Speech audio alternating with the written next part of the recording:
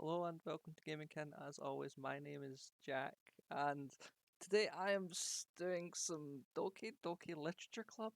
Now, I am really curious, right? I've never played this before. This is the first playthrough. Please, no spoilers. Thank you for the info, King's King. um, Now, I I've seen screenshots of the game and stuff, like kind of early parts of the game, the kind of things that they put in the Steam store and stuff. And it looks like a very cutesy visual novel game. Why the hell is this labeled a psychological horror game in Steam and a horror game on Twitch? Anyone who knows me knows I do not do horror games. I am a sim racer and a JRPG player. Um, so yes, a little bit worried. But we're going to go on with it. Make sure the games folder is open. Don't ask why. Check it periodically. Okay.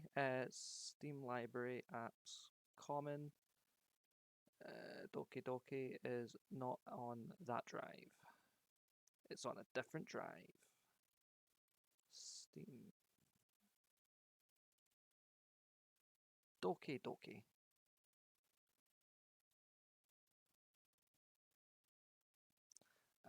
Before I continue on, I'm going to actually get it all set up on stream so I can so you guys can give me the emotional support to not talk me out of it, myself out of it. When you say have the games folder open, do you just mean the Steam folder for Doki Doki Literature Club, or is it like the characters, the DDLC.app game library, or Renpy? Is it just the overall folder, or is there a specific folder?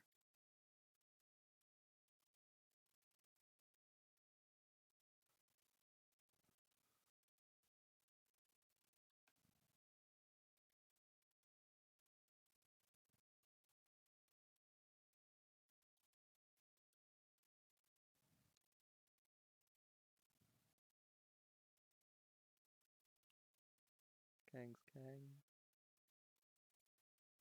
Do I have to Discord call you to ask?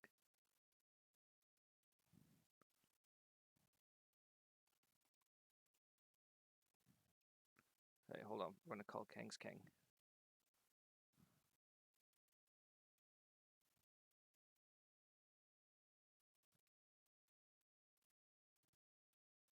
Hello. Hello. King's here. Hello. Hello. I'm looking for some tech support. And what do you need? Right. So you say make sure I've got the games folder open. Mm. Which is it? Just like the Steam Doki Doki Literature Club folder, or is it one of the folders in there? I would suggest you check every single one of them, but I can't tell you reasons why. I'm okay with that. So it would just be in random folders at random times, or just in the main folder. That's fine. Just wanted to check in case there was a specific folder you wanted me to have open. Yeah, well, what is it? I'm just saying it is going. You'll understand when it comes up to it. Okay. Also, I can hear the echo on the stream. Yeah, I'm sorry about that. You're good. Right, anyway, I'm going to come off the call and I'm going to get the game loaded up and onto the stream before this starts echoing, like to the point where it causes feedback. And he's left the call without even saying goodbye. So I have the folder up. I will move the folder to this screen. I will move my Twitch stuff to this screen. You're good, mate. I'm just winding you up. And right, so Doki Doki Literature Club. Let's bring the game. Right, let's boot the game up.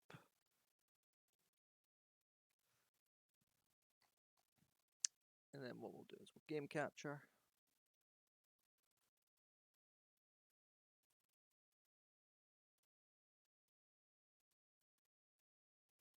Oh, it's not full screen.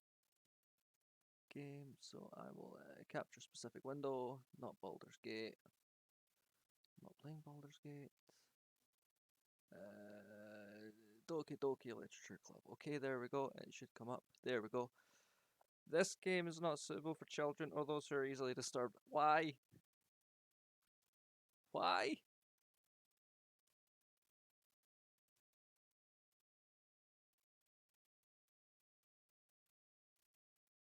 What did this game do to hurt people?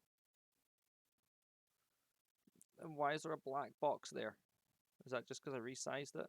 I hope that's just because I resized it.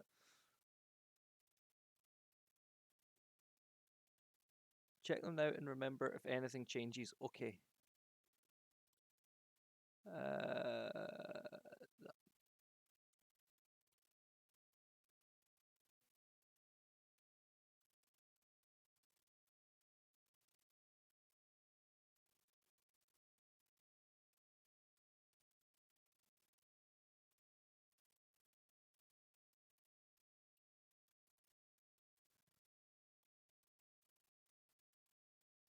Right, that's much too. But I'm not going into the Mac OS stuff because I'm not running Mac OS.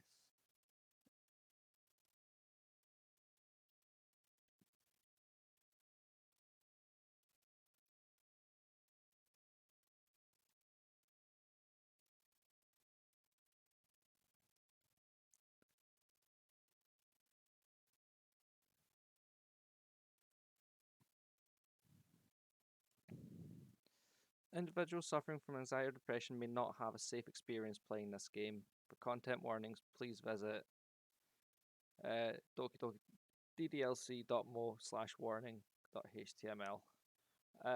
Yeah, we'll forgo the content warnings.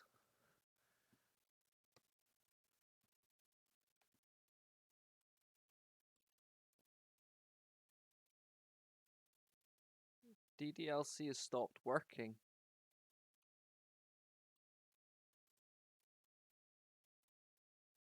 Oh god, is that is a legit. It stopped working. Okay, let's try that again.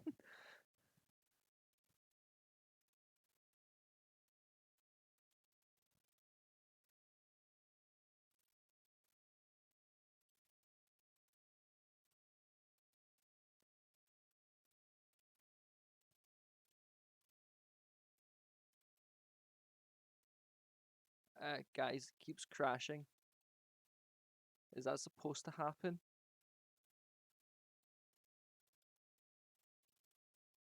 God damn, I hope that's supposed to happen. No, okay. Not good.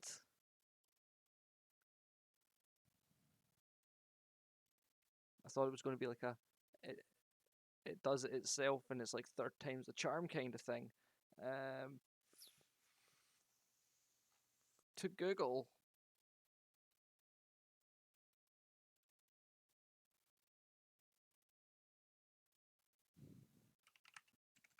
Hold on.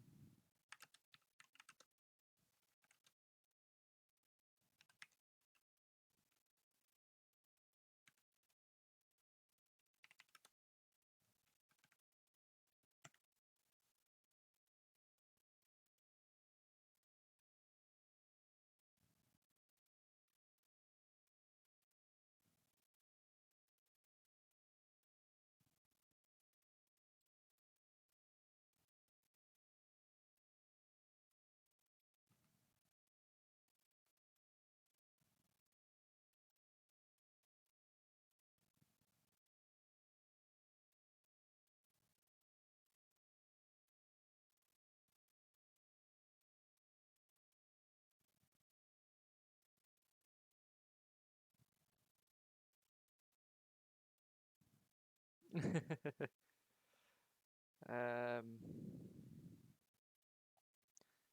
when all else fails, run the application directly and don't just load up Steam. Load it through Steam.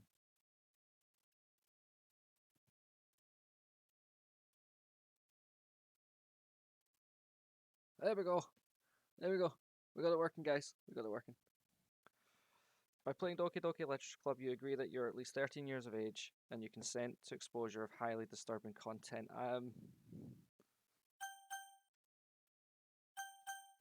Okay.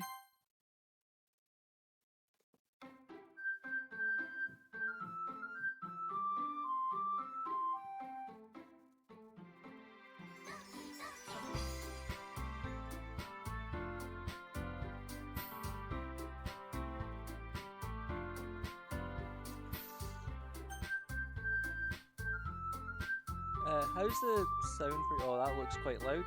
Let me just bring the volume down a little bit.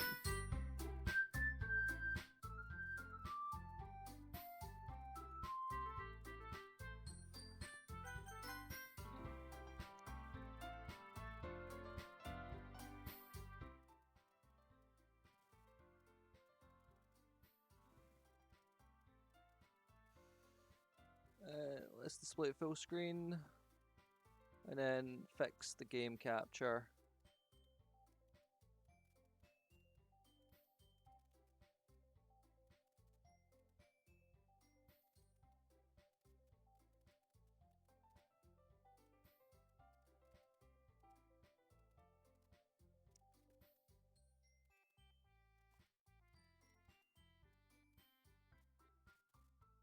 There we go.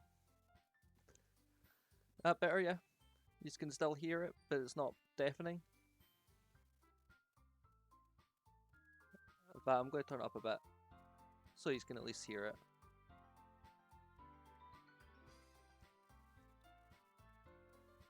And then refix my windows.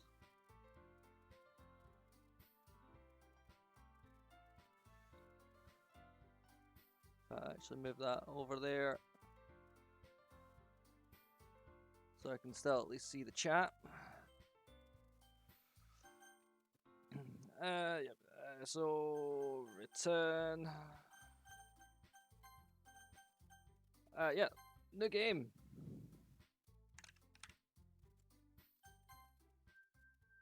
Enter my name. I mean, it's called Literature Club. I assume I'm going to do a fair amount of typing, so we will have the armrest there. Hey! I see an annoying girl running towards me from the distance, waving her arms in the air like she's totally oblivious to any attention she might draw to herself. That girl is Sayori, my neighbour and good friend since we were children. No typing? Oh, cool. You know, the kind of friend you'd never see yourself making today, but it just kind of works out because you've known each other for so long. We used to walk to school together on days like this, but starting around high school she would oversleep more and more frequently, and I would get tired of waiting up. But if she's going to chase after me like this, I almost feel better off running away. Hold on. I'm going to have to do a hell of a lot of... This better not be a hentai game because I don't want to get banned from Twitch. I will put my spectacle goggles on since I'm going to be doing a lot of reading. However, I just sigh and idle in front of the crosswalk and let Sayori catch up to me. Ha. Ha. I overslept again, but I caught you this time. Maybe, but only because I decided to stop and wait for you. You say that like you were thinking about ignoring me. That's mean, Jack. Well, if people stare at you for acting weird, then I don't want them to think we're a couple or something.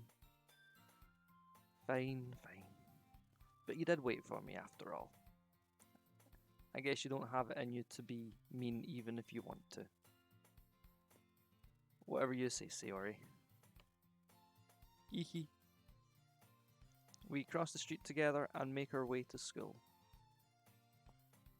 As we draw near, the streets become increasingly speckled with other students making their daily commutes. By the way, Jack, have you decided on a club to join yet? A club? I told you already, I'm not interested in joining any clubs. I haven't been looking either. That's not true. You told me you would join a club this year. Did I? I'm sure it's possible that I did in one of our many conversations where I dismissively go along with whatever she's going on about. Sayori likes to worry a little too much about me when I'm perfectly content just getting by on the average while spending my free time on games and anime. Uh-huh. You forgot to put swords away? Chat, come on. How'd you forget to do that? Also, yes, I am looking over a little bit now and again to see what you're saying.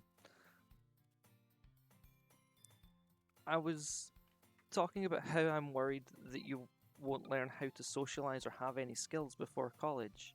Your happiness is really important to me, you know. And I know you're happy now, but I die at the thought of you becoming a NEET in a few years because you're not used to the real world. You trust me, right? Don't make me keep worrying about you. Alright, alright. I'll look at a few clubs if it makes you happy. No promises, though. Well, you at least promise me you'll try a little. Yeah, I guess I'll promise you that. Yay! Why do I let myself get lectured by such a carefree girl? More than that, I'm surprised I even let myself relent to her. I guess seeing her worry so much about me makes me want to ease her mind at least a little bit, even if she does exaggerate everything inside her head.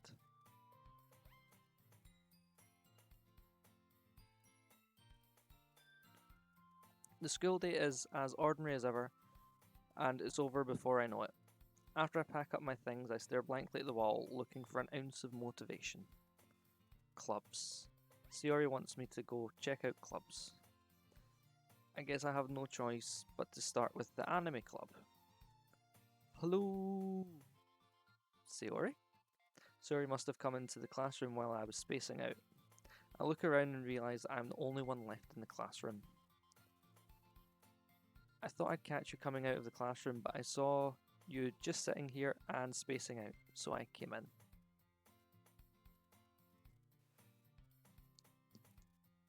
Honestly, you're even worse than me sometimes. I'm impressed. You don't need to wait up for me if it's going to make you late for your own club. Well, I thought you might need some encouragement, so I thought, know what? Well, that you could come to my club. Sayori? Yeah? There is no way I'm going to your club. Meanie. Sayori is the vice president of the literature club.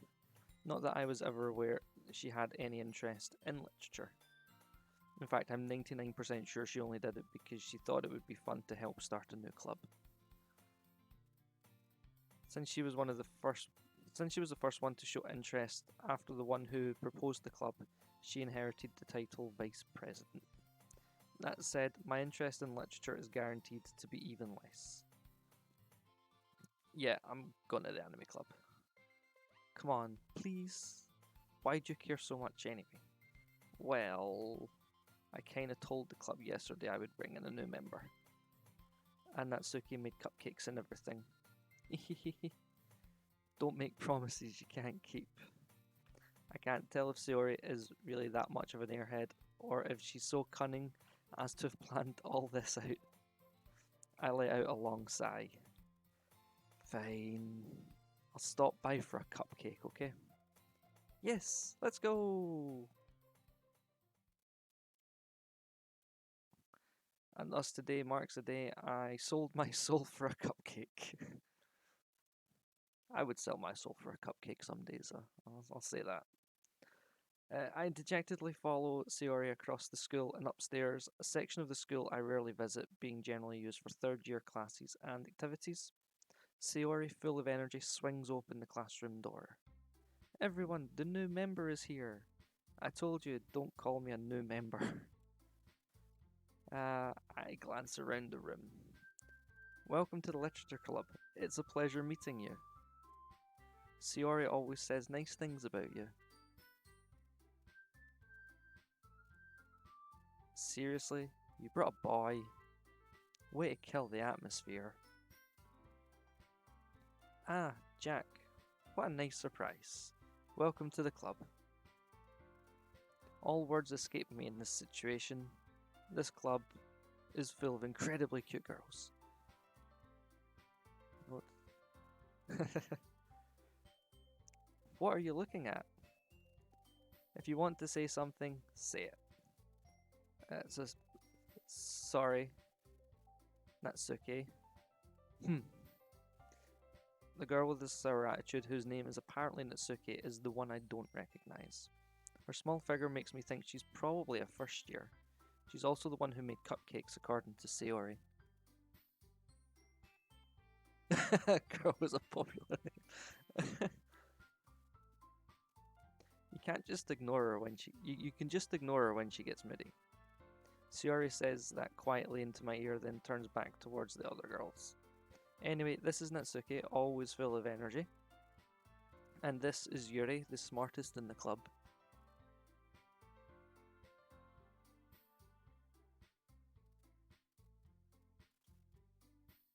Don't say things like that.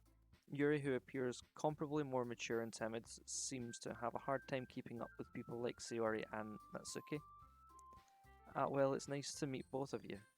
And it sounds like you already know Monika, is that right? That's right.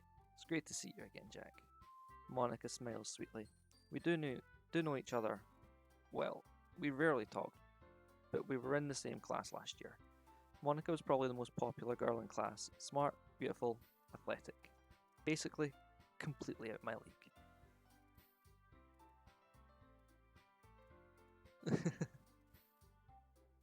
So having her smile at me so genuinely feels a little... you too, Monika. Come sit down, Jack. We've made room for you at the table, so you can sit next to me or Monika. I'll get the cupcakes. Hey, I made them. I'll get them. Sorry, I got a little too excited.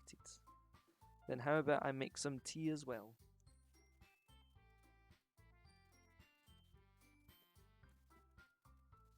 I'm jealous at a box of snacks. I'm just going to say right here, right now.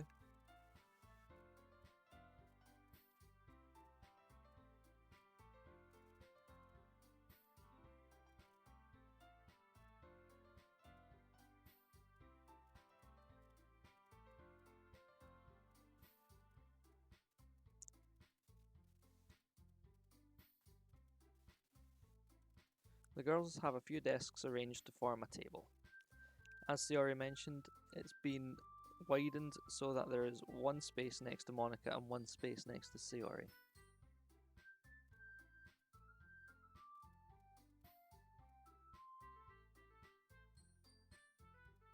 I like chocolate.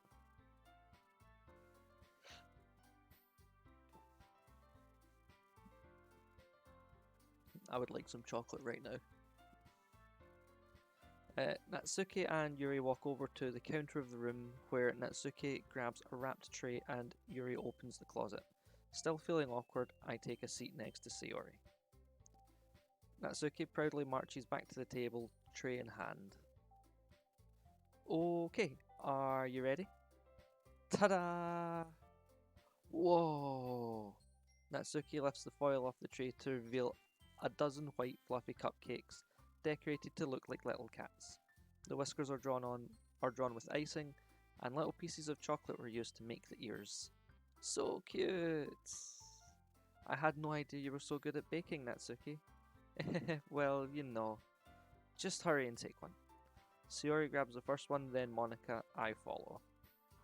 It's delicious. Sayori talks with her mouth full and has already managed to get icing on her face. I turn the cupcake around in my fingers, looking for the best angle to take a bite. Natsuki is quiet. I can't help but notice her sneaking glances in my direction. Is she waiting for me to take a bite? I finally bite down. The icing is sweet and full of flavour. I wonder if she made it herself. This is really good. Thank you, Natsuki. But why are you thanking me? It's not like I haven't I heard this somewhere before? Made them for you or anything? I thought you technically did. Sayori said, well, maybe. But not for you dummy. Alright, alright. I give up on Natsuki's weird logic and dismiss the conversation. Yuri returns to the table carrying a tea set. She carefully places a teacup in front of each of us before setting down the teapot next to the cupcake tray. You keep a whole tea set in this classroom? Don't worry, the teachers gave us permission. After all, doesn't a hot cup of tea help you enjoy a good book? Yeah, I guess. Don't let yourself get intimidated. Yuri's just trying to impress you. That's not... Insulted, Yuri looks away. I meant that, I believe you. Well, tea and reading might not be a pastime for me, but at least I enjoy tea. I'm glad. Yuri faintly smiles to herself in relief. Monica raises an eyebrow, then smiles at me. So what made you consider the literature club? I was afraid of this question. Something tells me I shouldn't tell Monica that I was practically dragged here by Sayori. Well, I haven't joined any clubs yet, and Sayori seemed really happy here, so that's okay. Don't be embarrassed. We'll make sure you feel right at home, okay? As president of the literature club, it's my duty to make the club fun and exciting for everyone. Monica, I'm surprised. How come you decided to start your own club? You could probably be a board member for any of the major clubs. Weren't you a leader of the debate club last year? Well, To be honest, I can't stand all of the politics around the major clubs. It feels like nothing but arguing about the budget and publicity and how to prepare for events. I'd much rather take something I personally enjoy and make something special out of it. And if it encourages others to get into literature, then I'm fulfilling that dream. Monica really is a great leader. Yuri also nods in agreement. Then I'm surprised there aren't more people in the club yet. Must be hard to start a new club. You could put it that way. Not many people are very interested in putting out all the effort to start something brand new. Especially when it's something that doesn't grab your attention, like literature. You have to work hard to convince people that you're both fun and worthwhile. But it makes school events like the festival that much more important. I'm confident we can all really grow this club before we graduate. Right, everyone? Yeah, we'll do our best. You know it. Everyone enthusiastically agrees. Such different girls all interested in the same goal. Monica must have worked really hard to find these three. Maybe that's why they were all so delighted by the idea of a new member joining, though I still don't really know if I can keep up with their level of enthusiasm about literature. So Jack, what kind of things do you like to read? Well, considering how little I've read these past few years, I don't really have a good way of answering that. Manga. I mutter quietly to myself, half joking. Natsuki's head suddenly perks up. It looks like she wants to say something, but it keeps quiet. Then not much of a reader, I guess? Well, that can change. What am I saying? I spoke without thinking after seeing Yuri's sad smile. Anyway, what about you, Yuri? Well, let's see. Yuri traces the rim of her teacup with her finger. My favourites are usually novels that build deep and complex fantasy worlds. The level of creativity and craftsmanship behind them is amazing to me. And telling a good story in such a foreign world is equally impressive. Yuri goes on, clearly passionate about her reading. She seems so reserved and timid since the moment I walked in, but it's obvious by the way her eyes light up that she finds her comfort in the world of books, not people. But I like a lot of things. Stories with deep psychological elements usually immerse me as well. Isn't it amazing how a writer can so deliberately take advantage of your own lack of imagination to completely throw you for a loop? Anyway, I've been reading a lot of horror lately.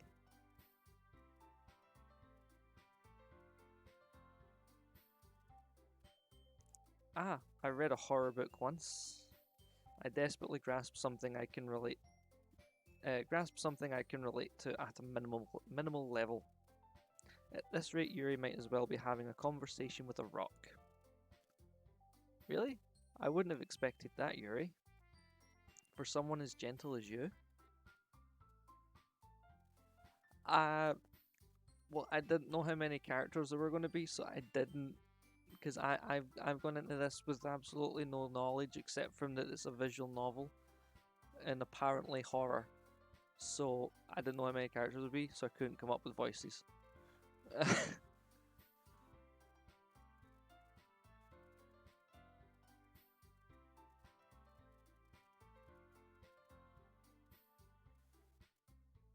I guess you could say that.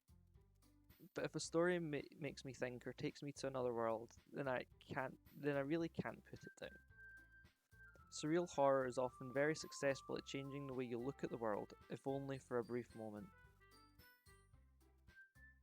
I feel like I should probably be checking these folders at some point soon. I'm not sure. Ugh, I hate horror. Oh? Why is that? Well, Natsuki's eyes dart over to me for a split second. Never mind. That's alright, you usually like to write about cute things, don't you, Natsuki? But what? What gives you that idea? You left a piece of scrap paper behind last club meeting. It looked like you were working on a poem called Don't Say It Out Loud, and give that back. Fine, fine. Your cupcakes, your poems, everything you do is just as cute as you are. Shiori sidles up behind Natsuki and puts her hand on her shoulders. I'm not cute. Natsuki, you write your own poems? Well, I guess sometimes.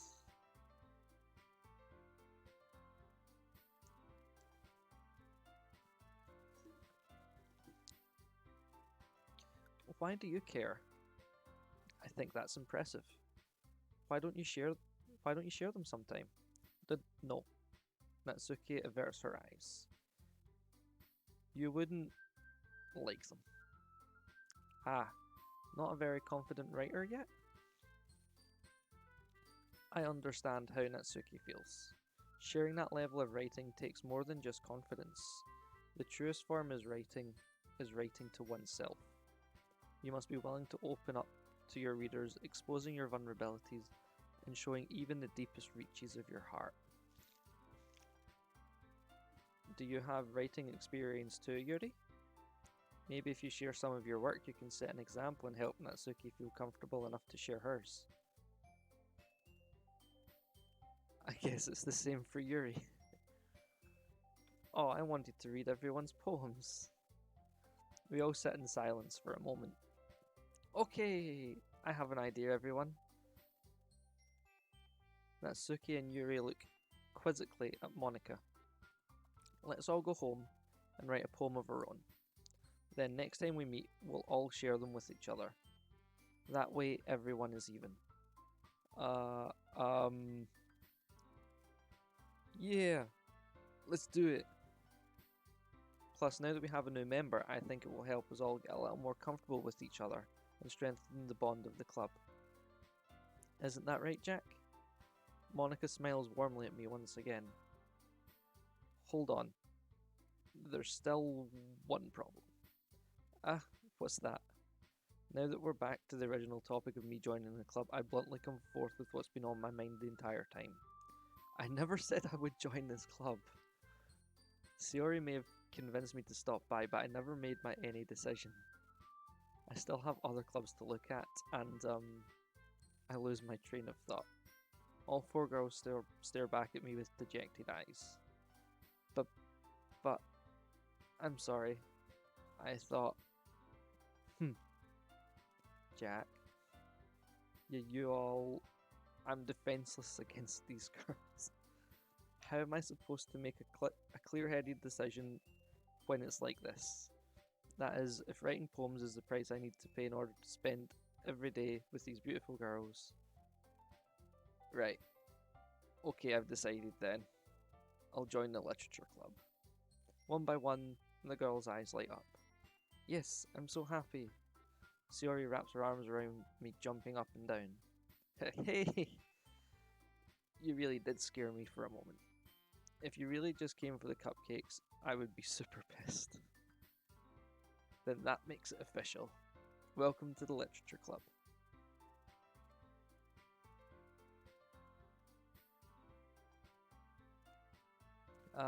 Thanks, I guess.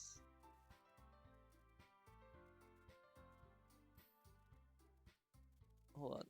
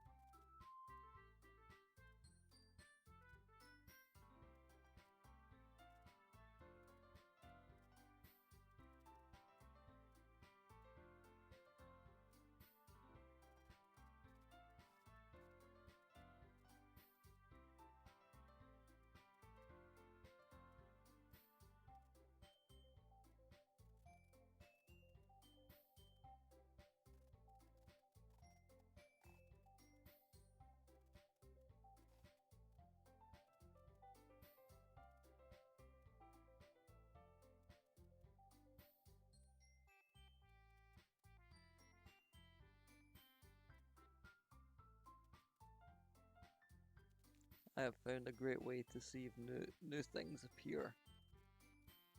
I look at the the date modified and look at the time. I'm because my memory is so bad. Okay, everyone.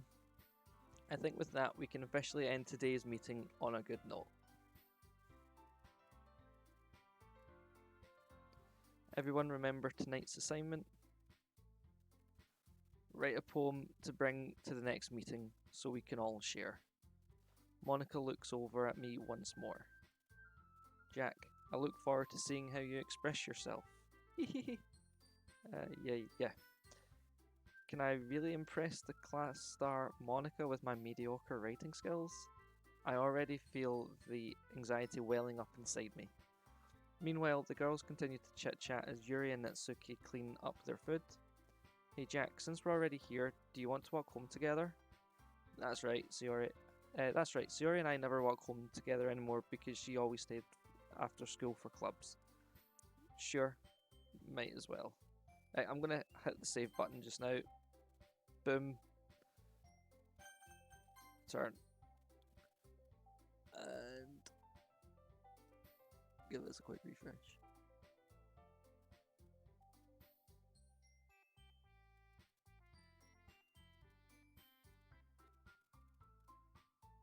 And just check something quickly.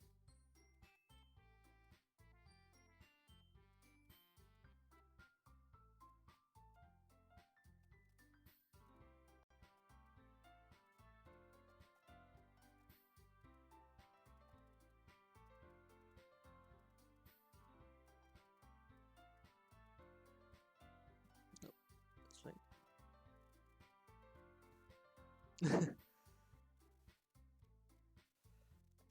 What I'll do is I'm going to stop there for 5 minutes, take a short break.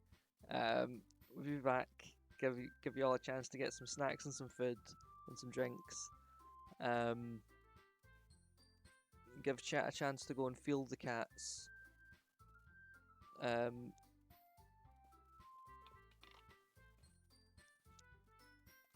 we will be back momentarily with some more Doki Doki Literature Club.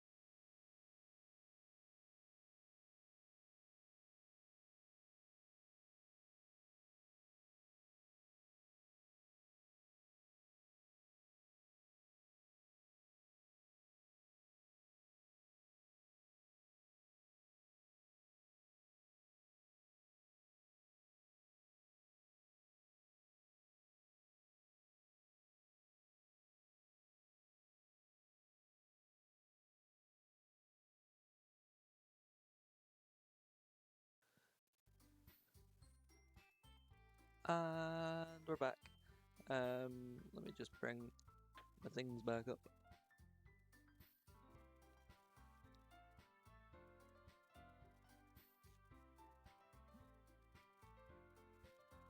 I hope you all enjoyed your short break.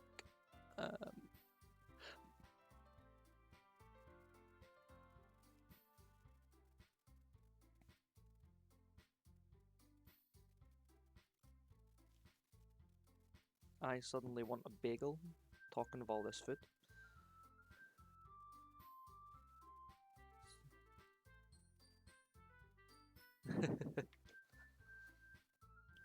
So, let's continue on. We agreed to walk Sayori home. Yay! With that, the two of us depart the club room and make our way home. I usually buy them 4 cans at a time. But that's just because it's easier to carry home from the shop, because I don't get them delivered to the house.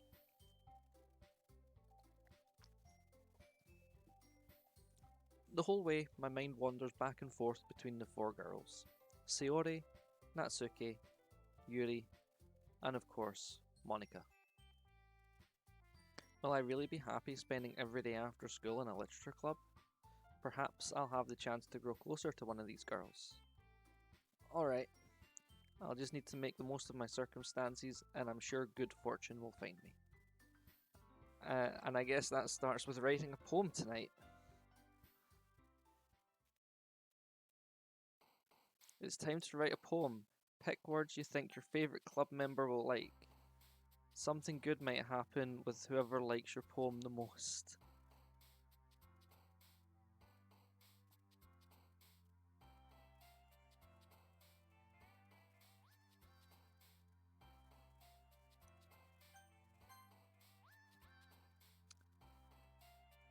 Uh...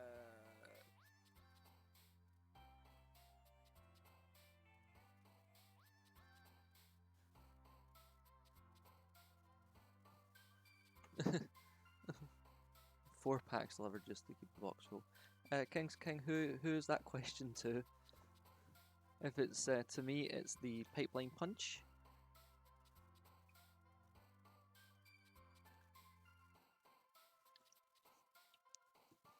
Let's see.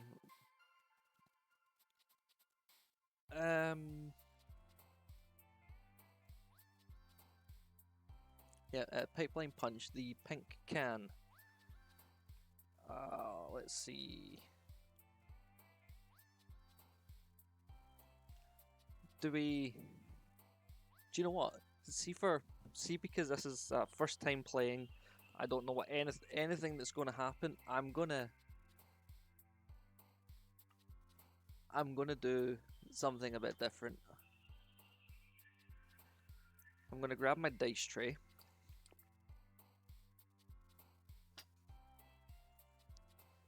There will be 10 words on that. There are 10 words on the screen.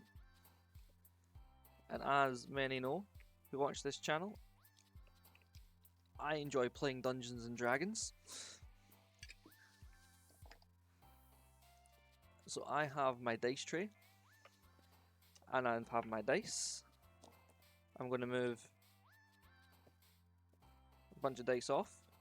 And I'm going to do this poem rolling d10s. 3. So we go 1, 2, 3. Like, well, we go down 1 through 5, 6, 7, 8, 9, 10, or 1, 2, 3, 4, 5, 6. Do we go across or down?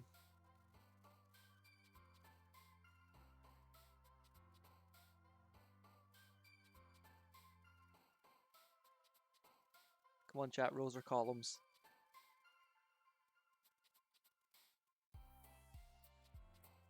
Right, columns. So that's a 3. 8. 5, 6, 7, 8.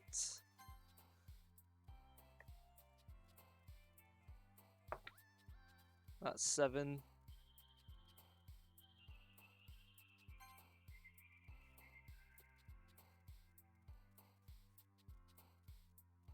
Oh, we're doing it down.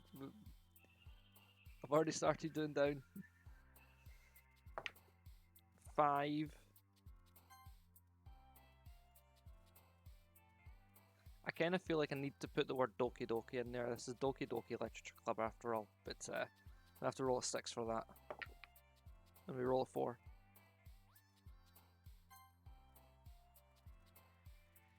I mean, in Japanese manga, text will often go down the way as well, though.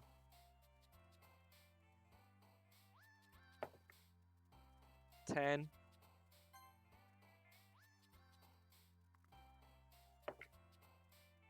6.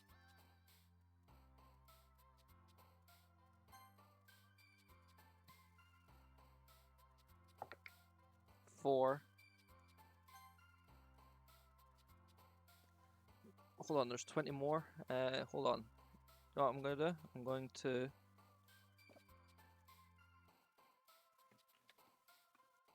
actually make life a bit quicker for myself.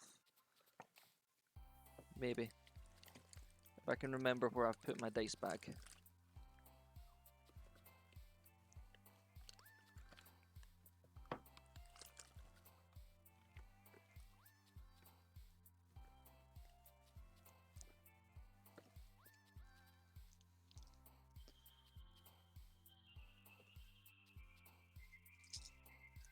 Right, we'll do one more, then we'll do the last 10. That's a 7.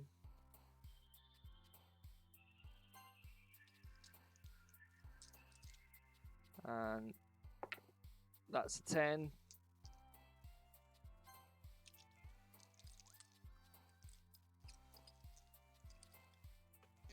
That's a D10.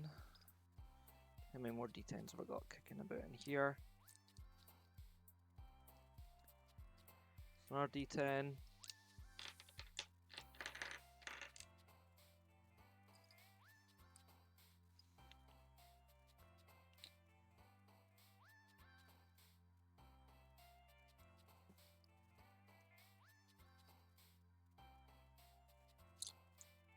Where's my yellow D10?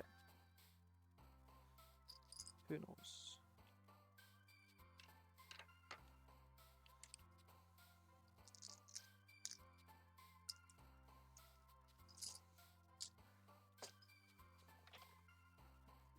Good thing I've got my dice box with all my spare dice. So that's 3.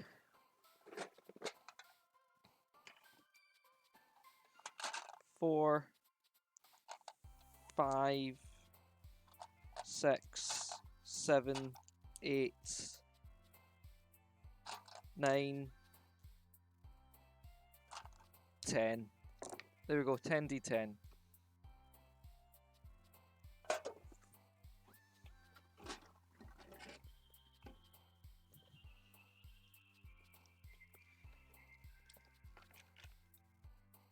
And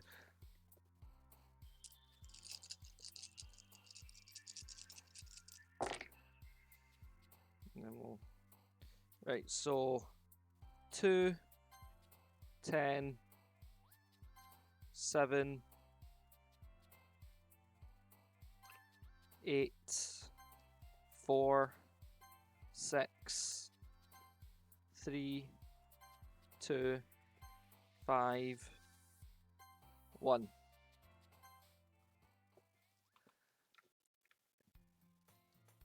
Hey Leslie, welcome to the chat. We just wrote a poem in Doki Doki Literature Club by rolling 10-sided dice.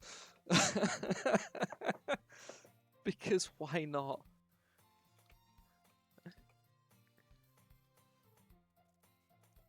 What I'm going to do is I'm going to keep these dice handy for now.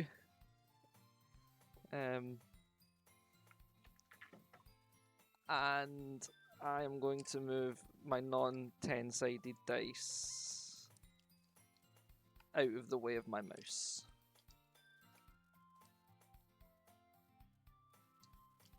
But somewhere where I won't lose them, because they are prepped for D&D.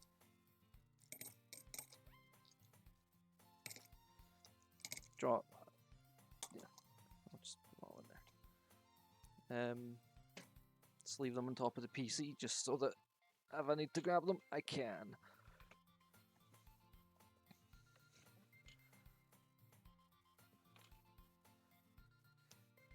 Hi again, Jack. Glad to see you didn't run away on us. Ha ha ha ha ha. Nah, don't worry. This might be a little strange for me, but at least I keep my word. Well, I'm back at the Literature Club. I was the last to come in, so everyone else is already hanging out. Thanks for keeping your promise, Jack. I hope this isn't too overwhelming of a commitment for you, making you dive headfirst into literature when you're not accustomed to it. Oh, come on, like he deserves any slack. Sayori told me you didn't even want to join any clubs this year, and last year too. I don't know if you plan to just come here and hang out or what, but if you don't take us seriously, then you won't see the end of it. Natsuki, you certainly have a big mouth for someone who keeps her manga collection in the club room. Natsuki finds herself stuck between saying Monica and manga. Manga is literature. Swiftly defeated, Natsuki plops back into her seat. Don't worry, guys. Jack always gives it his best as long as he's having fun. He helps me with busy work without me even asking. Like cooking, cleaning my room. How dependable. Sayori, that's because your room is so messy it's distracting.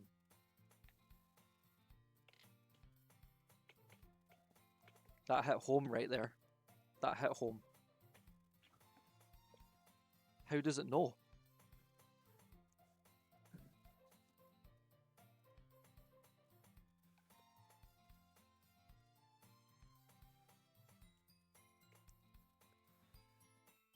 And you almost set your house on fire once. Yeah, I've done that too. The game knows. Is that so? You two are really good friends, aren't you? Oh, I should probably explain. So I used to live in a flat, and I had a cat, and I was making breakfast, and my cat decided, due to the layout of our house, we had like a living room kitchen that was one thing. It just kind of had this like dividing wall, which started there and came down like that, and then done that a few times.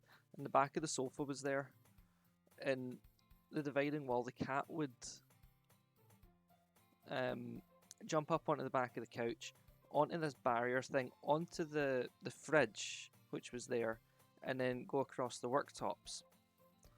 Now, it went across the worktops as I was prepping breakfast. I was frying off bacon and eggs. I had toast and thing. So I grabbed the cat,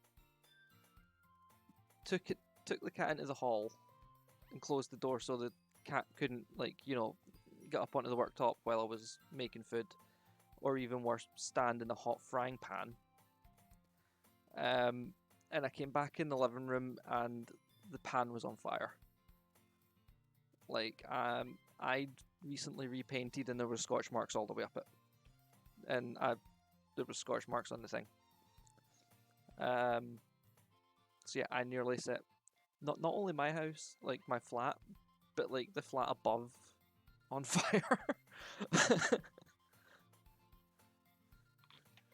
Because I am just that much of an idiot.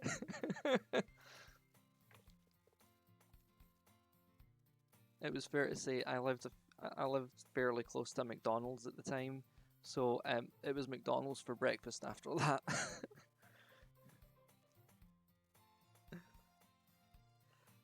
I might be a little jealous.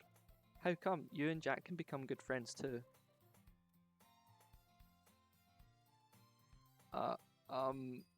Sayori? As usual, Sayori seems to be oblivious to the weird situation she just put me into.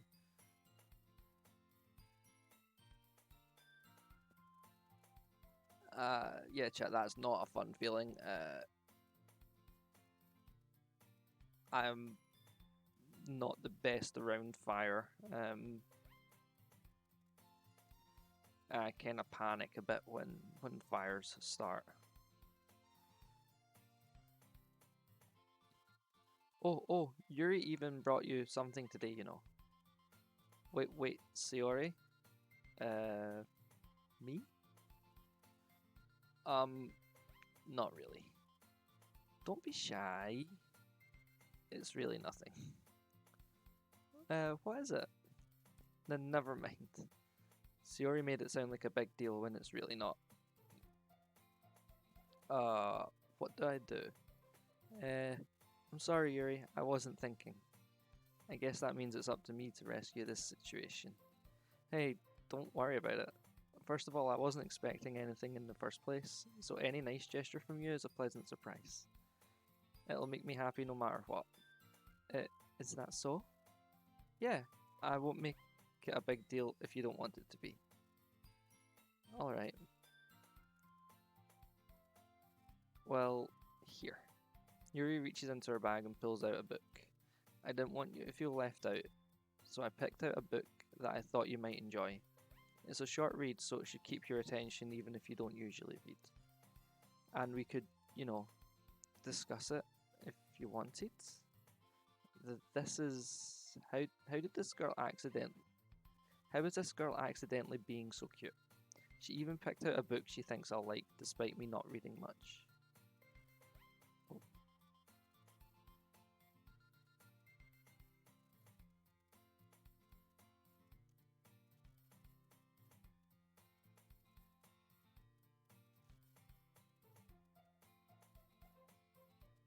Those do not sound like pleasant experiences, chat.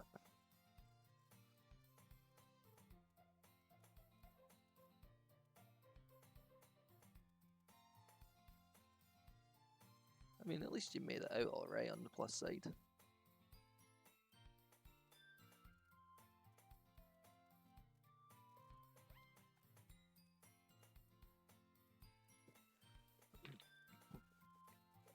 Yuri, thank you.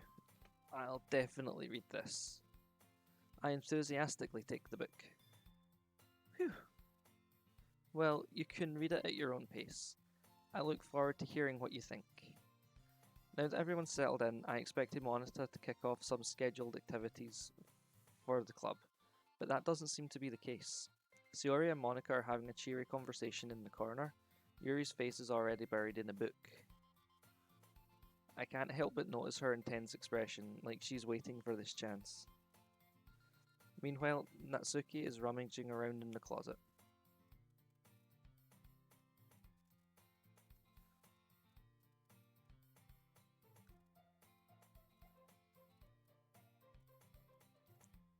Man, it looks like no one wants to be bothered today. I slumped down to the nearest desk. How am I supposed to occupy myself with something literature related by myself like this?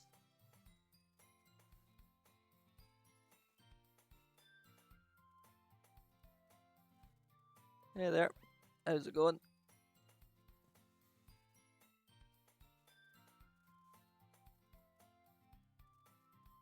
I guess I could always read some of the book Yuri gave me, but I'm feeling a little too tired to read.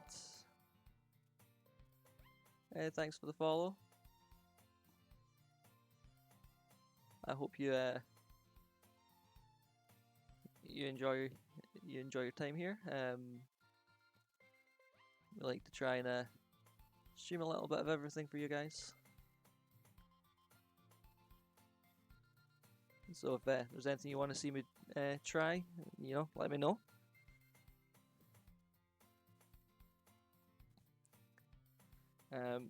But I'm feeling a little too tired to read.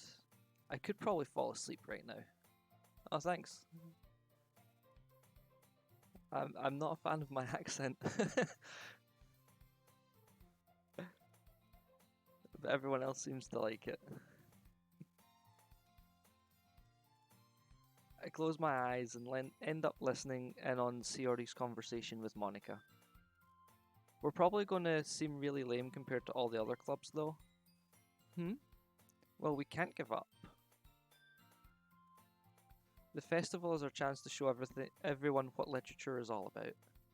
The problem is that the idea of a literature club sounds too dense and intellectual. But it's not like that at all, you know? We just need a way of showing that to everyone. Something that speaks to their creative minds. That doesn't solve the problem, though. Huh? What do you mean?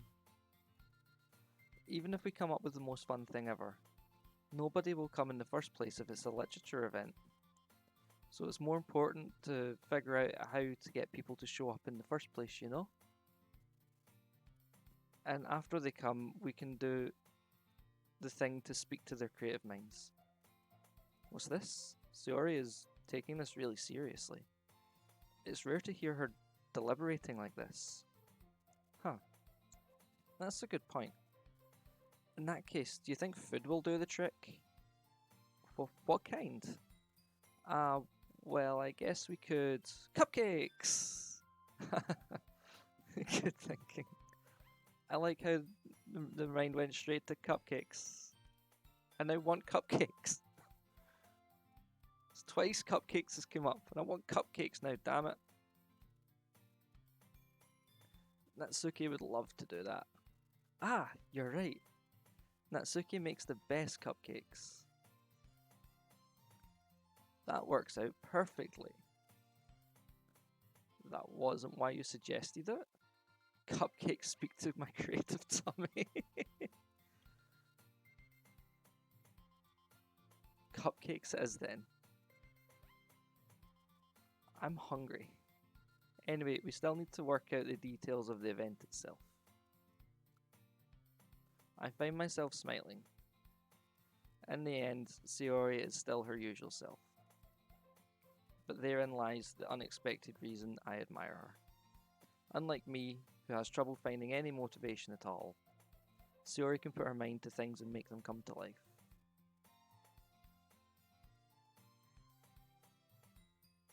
Hey, Hasnain.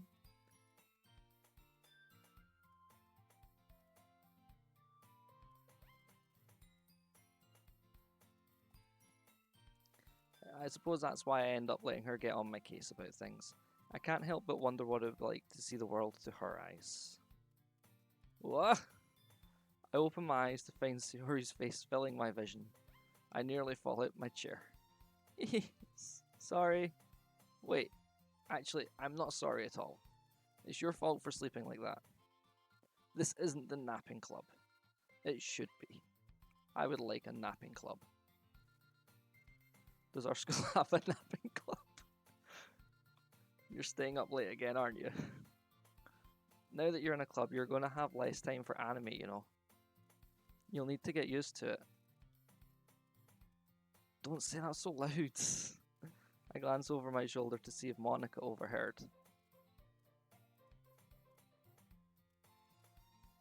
Is this an 18 plus channel? No.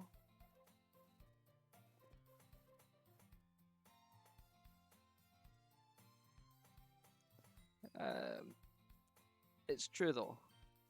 Yeah. I know. You're always looking out for me, Sayori. It's what I do best. That's a problem. What about you? You look out for me better than you look out for yourself. You're still oversleeping every day, aren't you? Not every day. That's not very convincing. How many days this past week have you gotten up on time? It's a secret. I knew it. Come on. At least give me the benefit of the doubt. I can't even do that. Look, Sayori, it's written all over you. Huh? Sayori glances around at herself. How is it written all over me? You were clearly in a rush this morning. Look, your hair is sticking out all around here. Ah! I run my fingertips down the side of Sayori's hair, trying to straighten it out. Man, you really need a brush for this. My hair is just really hard to get right. I won't fall for that. There's more than just your hair. Look, your bow isn't straight either. And there's toothpaste on your... There's a toothpaste stain on your collar right there. I tried to wipe off the stain with my finger, but nobody would ever notice that. Of course they would. Nobody's going to tell you about it because they don't want to embarrass you. Unfortunately, I don't really care about that. Hey, you meanie. And you don't even keep your blazer buttoned up. Seriously, Sayori. Why do you think you don't have a boyfriend yet? Eh? That's super mean. Sorry, but you'll thank me later. I start to button her blazer from the bottom. Once you see how much better it looks, you'll change your mind. Hehehe. This is so funny. What is? Well, I was just thinking about how weird it is to have a friend who does these kinds of things. Eh? Don't say that. You'll make me feel weird about it, stupid. It's okay though. I'm happy we're like this. Aren't you? I guess? Hey, be careful. The button might come off. Why is this one so hard to close? I struggle to fully close the button near her chest. Does this thing even fit you properly? It did when I bought it. If you ever buttoned it up, you would have noticed sooner that it doesn't fit you anymore. What are you smiling about? It means my boobs got bigger again. Don't say that out loud. Anyway, you look much better now, so... Why does it feel strange to see Sayori's blazer buttoned up like that? But it's so stuffy. It's not worth it at all. Sayori hastily unbuttons her blazer once more. Phew. That's so much better. Sayori puts her arms out and twirls around. So if I keep it unbuttoned, then I won't get a boyfriend, right? What kind of logic is that?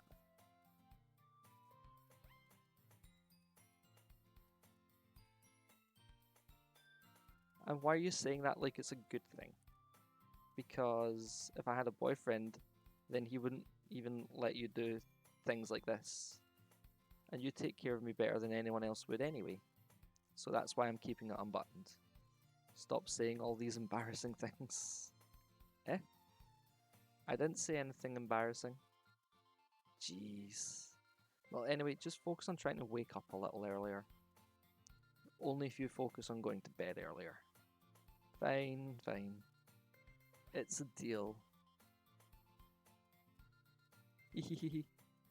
I guess we really are better at taking care of each other than we are taking care of ourselves. Yeah, I guess so, huh? Maybe you should come wake me up in the morning. You're doing it again, Sayori. Oh, but I was joking that time. Man, it's impossible to tell with you sometimes. Okay, everyone. Huh? Monica suddenly calls out. Why don't we share the poems we wrote now? Yay!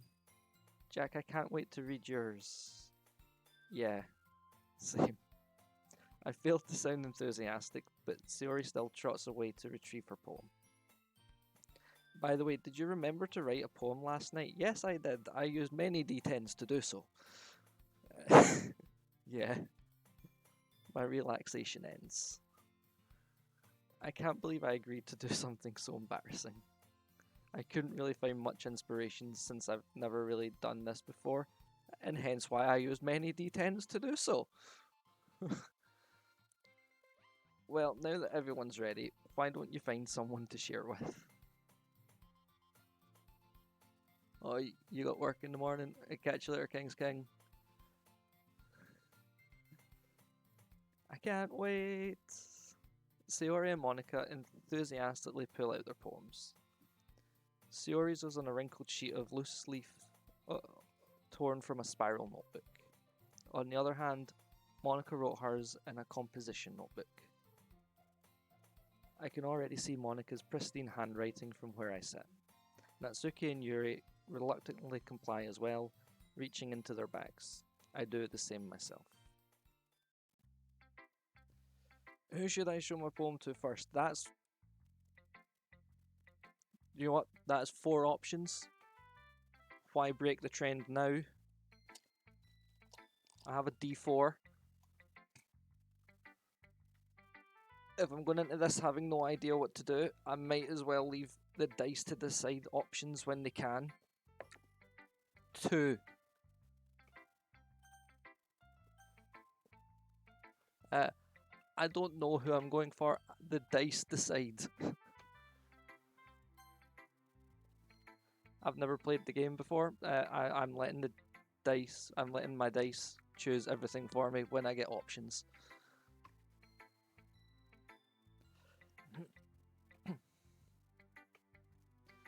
So yeah, not only am I going into this game with no prior knowledge, I am leaving this completely up to dice rolls.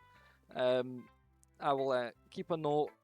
I'll go back, rewatch this stream later, and keep a note of all the decisions that I've taken. I will save in just a second.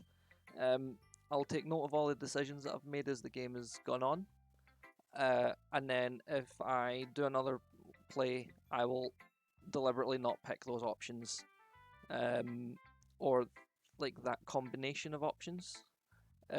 Maybe try and get all the endings, if there are multiple endings to this game. But we will save just now. There we go. Boom.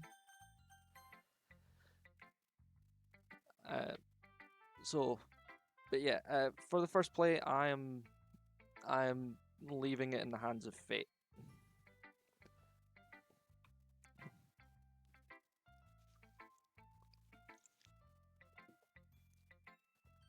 I told Natsuki I was interested in her poems yesterday. It's probably only fair if I shared mine with her first.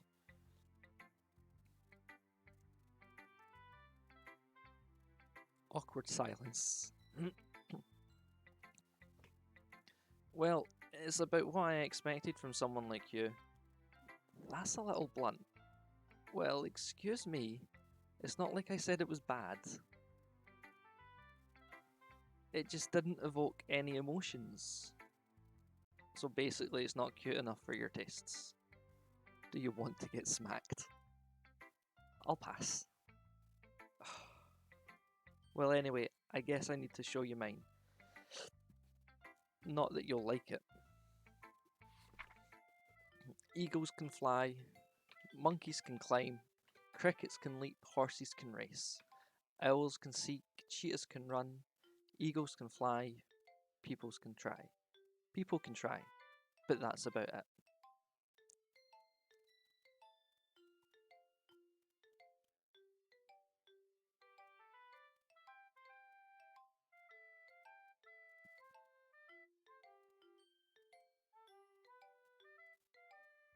Yeah, I told you that you weren't going to like it. I like it. What? Just be honest. I am. Why are you so convinced that I wouldn't like it? Well, because everyone in high school thinks that writing has to be all sophisticated and stuff. So people don't even take my writing seriously. But isn't the point of poems for people to express themselves? Your writing style wouldn't make your message any less valid. Yes, exactly. I like when it's easy to read but hits you hard.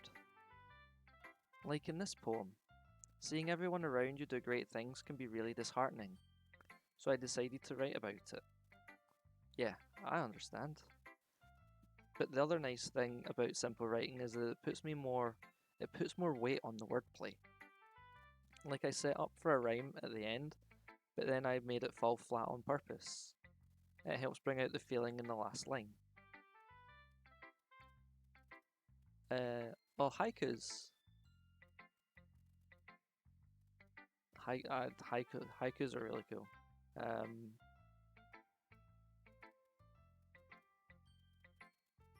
I studied poetry in college. We done haikus as well.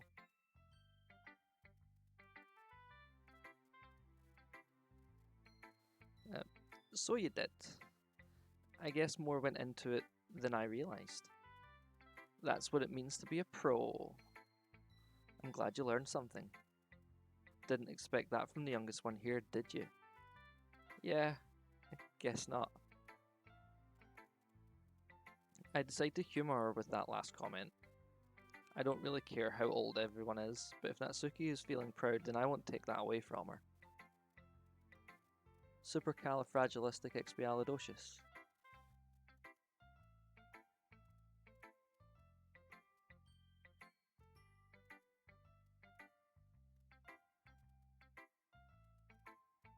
That word is atrocious to say. Right, now I have 3.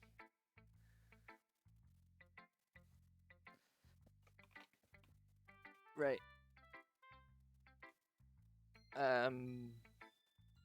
Drunky friend, are you still in here?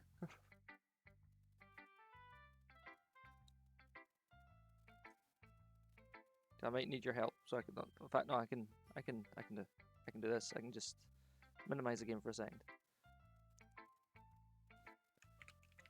Roll 1d3. 1.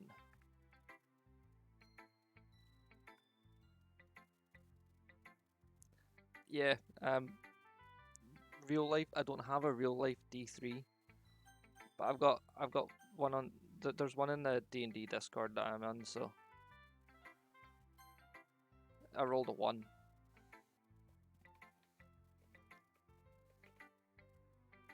Oh my goodness. This is so good, Jack. I love it. I had no idea you were such a good writer. Sayori, I threw d10s at the wall for this. You must be seriously overreacting. I'm not a good writer at all. I honestly have no idea what I'm doing. Well, maybe that's why. Because I have no idea what I like either. Jeez. I'm sure Yuri's opinion has to be a little more constructive than this. I don't think you do get to see what you wrote. It might show you in like the game files somewhere later.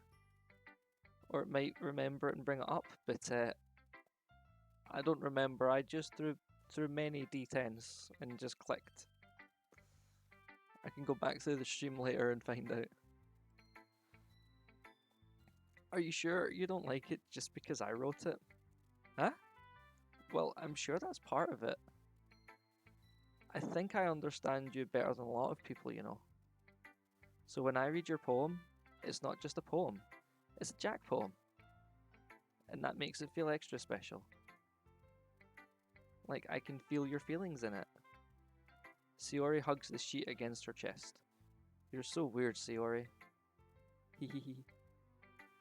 I'm really happy just that you wrote one. It just reminds me of how you're really part of the club now. Not to mention the fact that I'm standing in front of you in the club room. Well, of course. I'm not really into it yet, but that doesn't mean I'll break my promise. See? It's like I said before, Jack.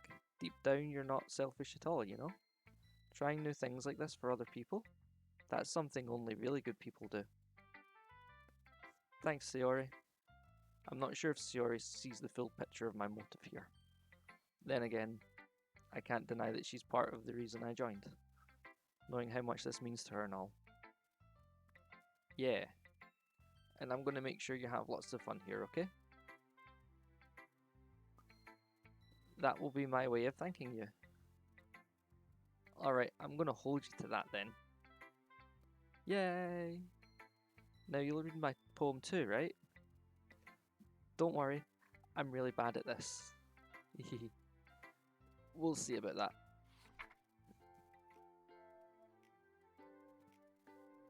The way you glow through my blinds in the morning, it makes me feel like you missed me. Kissing my forehead to help me out of bed, making me rub the sleepy from my eyes. Are you asking me to come out and play? Are you trusting me to wish away a rainy day, I look above, the sky is blue. It's a secret, but I trust you too. If it wasn't for you, I could sleep forever. But I'm not mad. I want breakfast. I now want breakfast.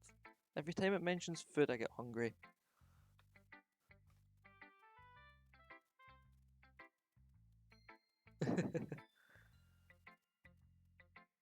Sayori, this is just a guess, but did you wait until this morning to write this? No. Just a little bit. You can't answer just a little bit to a yes or no question. I forgot to do it last night. Well, at least that makes me feel a little better about myself. Don't be mean. I still tried my best. Ah, yeah. I didn't mean to say it was a bad poem. It came out nice, or how should I put it? It sounded just like you. Really? Yeah. Especially that last line. I made eggs and toast. Even though you were late to school. It's bad to skip breakfast. I get all cranky.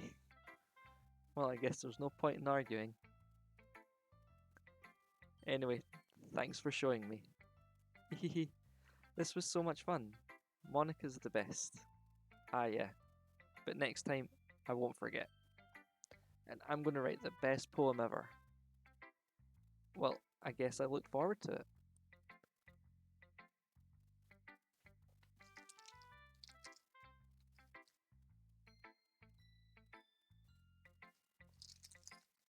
There's a coin in here somewhere. There it is. There's two.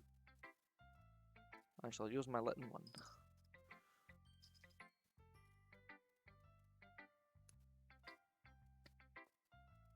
Tails. Tails is two. Hi, Jack. Having a good time so far? Yeah. Good. Glad to hear it. By the way, since you're new and everything, if you ever have any suggestions for the club, like new activities or things we can do better, I'm always listening. Don't be afraid to bring things up, okay? Alright, I'll keep that in mind. Of course, I'll be afraid to bring things up. I'm much better just going with the flow until I'm more settled in. Anyway, want to share your poem with me?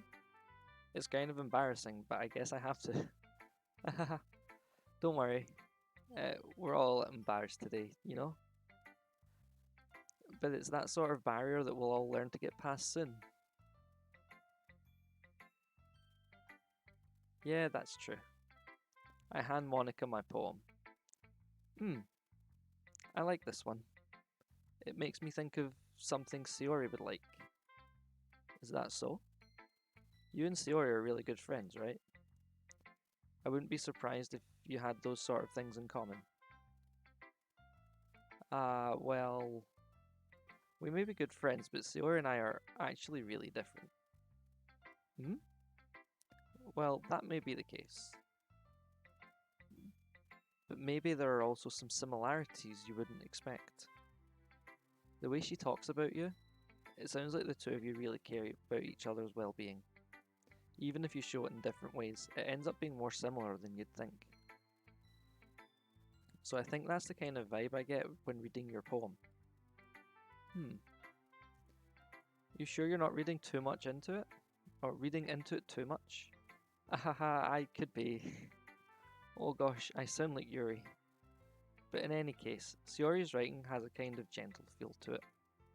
I can tell that she likes exploring with emotions like happiness and sadness. Who knew that someone so happy could enjoy sad things too? Yeah, that's totally unexpected. Well, to each their own. And you shouldn't be afraid to experiment a little bit either. I'm sure I'll end up trying different things a lot. It could take a while before I feel comfortable doing this. That's okay.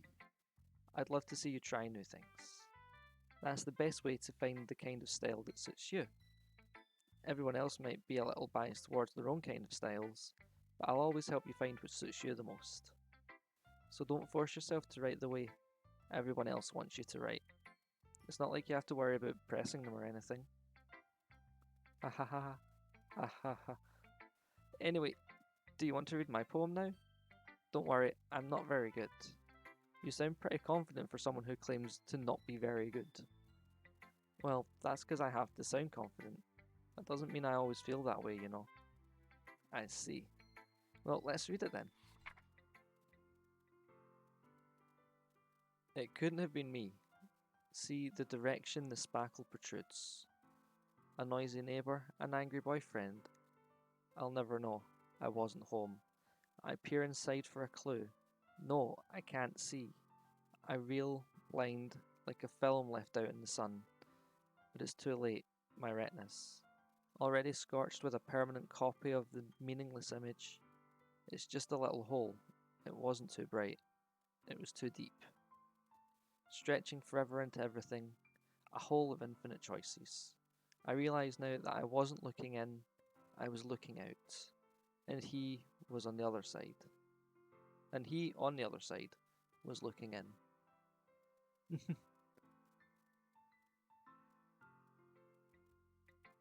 So, what do you think? It's very freeform, if that's what you call it. Sorry, I'm not really the right person to ask for feedback. It's okay. Yeah, that kind of style has gotten pretty popular nowadays.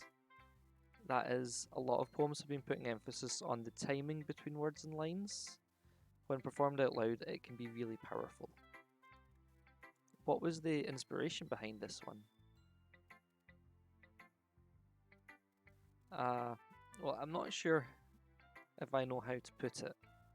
I guess you could say that I had some kind of epiphany recently. It's been influencing my poems a bit. An epiphany? Yeah, something like that. I'm kind of nervous to talk about deep stuff like that because it's kind of coming on strongly. Maybe after everyone is better friends with each other. Anyway, here's Monica's writing tip of the day. Sometimes when you're writing a poem or a story, your brain gets too fixated on a specific point. If you try too hard to make it perfect, you'll never make any progress. Just force yourself to get something down on paper and tidy it up later. Another way to think about it is this. If you keep your pen in the same spot for too long, you'll just get a big dark puddle of ink. So just move your hand and go with the flow. That's my advice for today. Thanks for listening.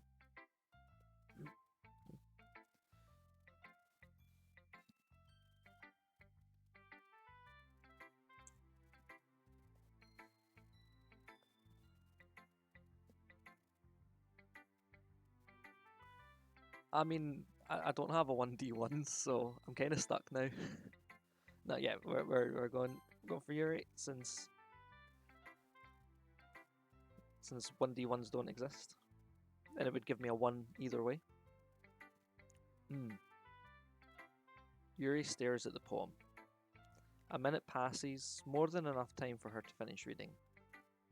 Oh, so sorry. I forgot to start speaking. It's fine. Don't force yourself. I'm not. I just need to put my thoughts into words. Hold on. Okay. This is your first time writing a poem, right? Yeah. Why'd you ask? I'm just making sure. I guess that it might be after reading through it. Ah, so it's that bad? No. Did I just raise my voice? I'm so sorry. Yuri buries her face in her hands. I couldn't help but notice that it's been several minutes and we really haven't gotten anywhere. It might take Yuri a while to get used to new people. It's fine, I really didn't notice. What were you saying?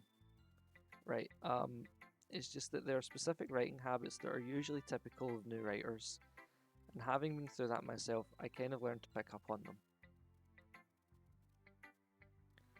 And I think the most noticeable thing I recognise in new writers is that they try to make their style very deliberate. In other words, they tend to pick a writing style separate from the topic matter, and they form fit the two together. The end result is both the style and expressiveness are weakened. Once Yuri finds her train of thought, it's as if her demeanour totally changes. Her stammering is completely gone and she sounds like an expert. Of course, that's not something you can be blamed for. There are so many different skills and techniques that go into writing even a simple poem.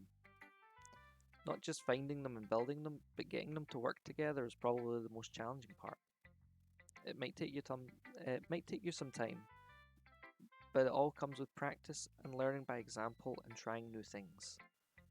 I also hope that everyone else in the club gives you valuable feedback. Natsuki can be a little bit biased though. Biased? How?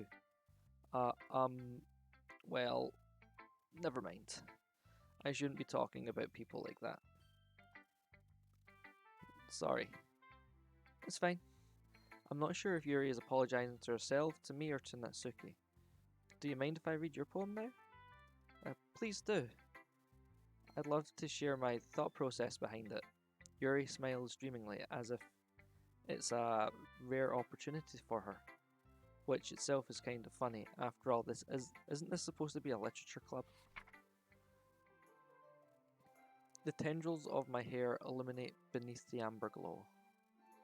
Bathing, it must be this one.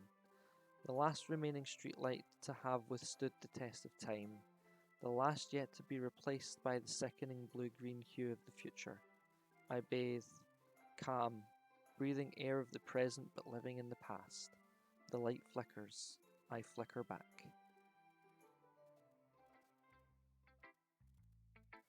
I'm sorry, I have such terrible handwriting.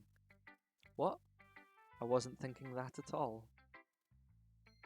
But it took you a long time to read.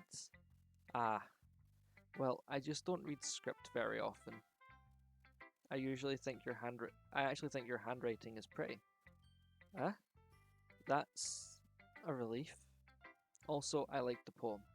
Even though it's short, it was really descriptive. It wasn't too short. I usually write longer poems. Not at all. I'm really glad you like it. I'll be honest. Since it's our first time sharing, I wanted to write something a little more mild. Something easy to digest, I suppose. Alright, catch you soon. Take care out there. Are you into ghosts, Yuri? Haha. Actually, the story isn't about a ghost at all, Jack. Really? I must have totally missed the point. Well, I suppose you only did glance over it after all. But remember that poets often express their own thoughts, feelings, and experiences in their work. They usually do more than tell a simple story or paint a picture. In this case, perhaps the subject of the poem is only being symbolically compared to a ghost. Lingering in her last remaining place of comfort, unable to let go of the past. And soon to be left with nothing. That's a lot more solemn putting it that way. I hadn't even thought of that. Hold on.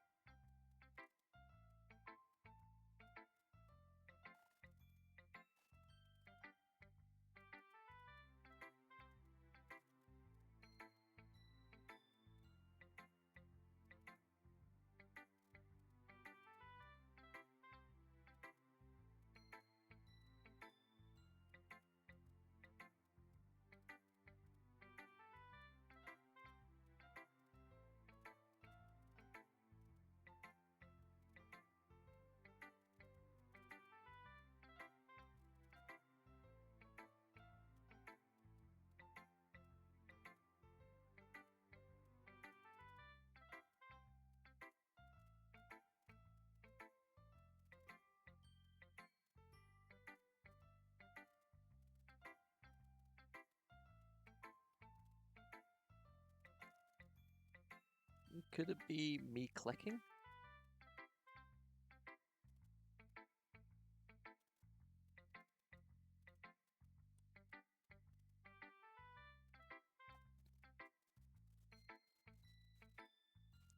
I hadn't even thought of that. That's impressive. It's nothing really. Well, it makes me happy that you think that. Just remember that it won't be long before you pick up on these things too. Yeah, maybe you're right. I guess I'll have to keep trying.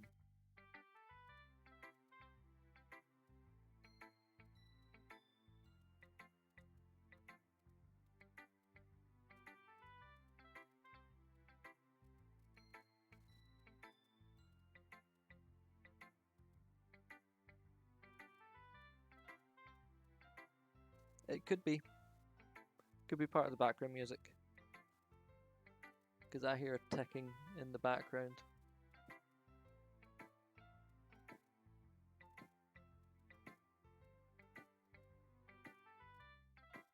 Yeah, I hear it. It's hidden in the background music. I'm counting on you. Whew. I guess that's everyone. I glance around the room. That was a little more stressful than I anticipated. It's as if everyone is judging me for my mediocre writing abilities. Even if they're just being nice, there's no way my poems can stand up to theirs. This is a literature club after all. I sigh. I guess that's what I ended up getting myself into. Across the room, Sayori and Monica are happily chatting. My eyes land on Yuri and Natsuki. They gingerly exchange sheets of paper, sharing their respective poems. As they read in tandem, I watch each of their expressions change. Natsuki's eyebrows furrow in frustration. Meanwhile, Yuri smiles sadly. What's with this language? Did you say something? Oh, it's nothing. Natsuki dismissively returns the poem to the desk with one hand. I guess you could say it's fancy. Thanks. Yours is cute. Cute? Did you completely miss the symbolism or something? It's clearly about the feeling of giving up. How can that be cute? I know that. I just meant the language, I guess. I was trying to say something else. You mean you have to try that hard to come up with something nice to say? Thanks, but it really didn't come out nice at all. Well, I do have a couple of suggestions. If I was looking for suggestions, I would have asked someone who actually liked it. Which people did, by the way. Sayori liked it, and Jack did too. So based on that, I'll gladly give you some suggestions of my own. First of all, excuse me, I appreciate the offer, but I've spent a long time establishing my writing style. I don't expect to change it anytime soon unless, of course, I come across something particularly inspiring, which I haven't yet. And Jack liked my poem too, you know. He even told me he was impressed by it. Natsuki suddenly stands up. Oh, I didn't realize you were so invested in trying to impress our new member, Yuri. That's not what you're just... Yuri stands up as well.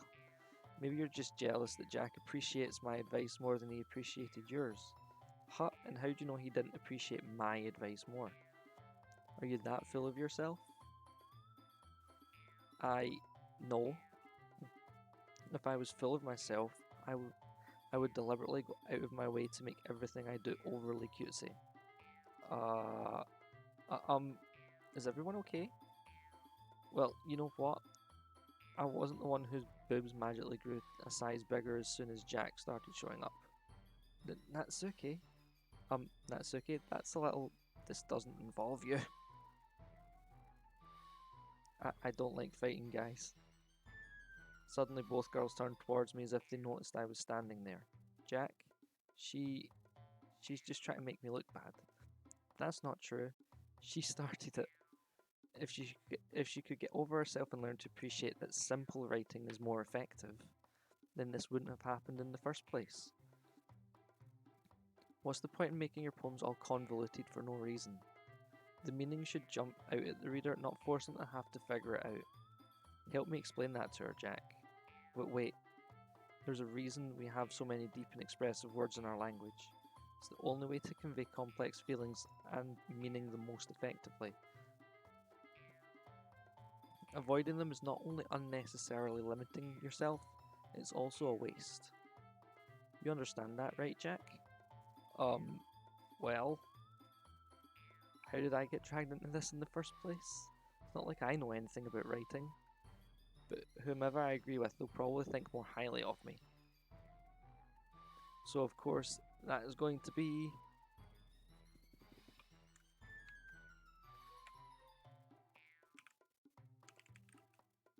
roll a 1d3.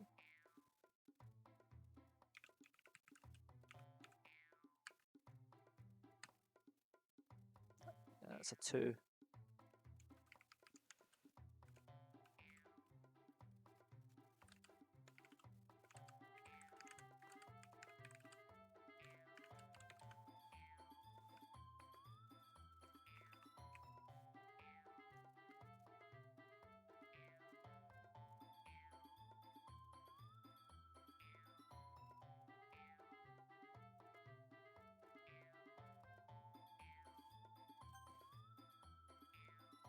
Oh wait, what did I just roll?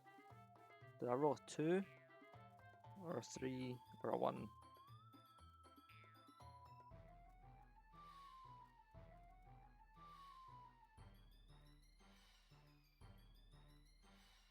Two. That's okay, you're right that I liked your poem. See? Wait. That's not an excuse for you to be so mean. You shouldn't pick a fight just because someone's opinion is different. That's not what happened at all. Yuri wouldn't even take my poem seriously. I understand. Yuri? Eh? You're a seriously talented writer. It's no secret I was impressed. Well, that's... Here's the thing. No matter how simple or refined someone's writing style is, they're still putting feelings into it, and it becomes something really personal.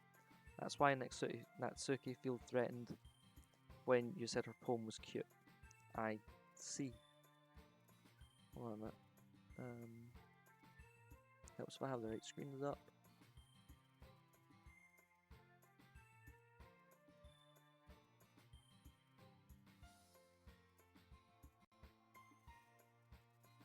I didn't notice that.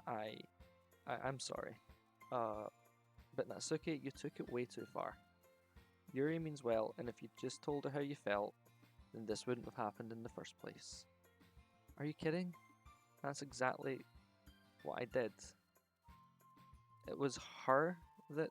Natsuki, I think that's enough. You both said some things that you didn't mean. Yuri apologized, don't you think you should too? Natsuki clenches her fists. In the end, nobody has taken her side. She's trapped at this point, being defiant only because she can't handle the pressure.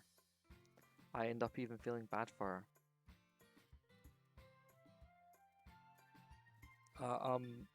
Sometimes when I'm hurt, it helps to take a walk and clear my head. Sayori, she doesn't need to... You know what?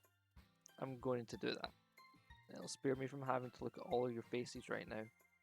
Without warning, Natsuki snatches her own poem up from the desk and storms out. On her way out, she crumples up the poem with her hands and throws it in the trash.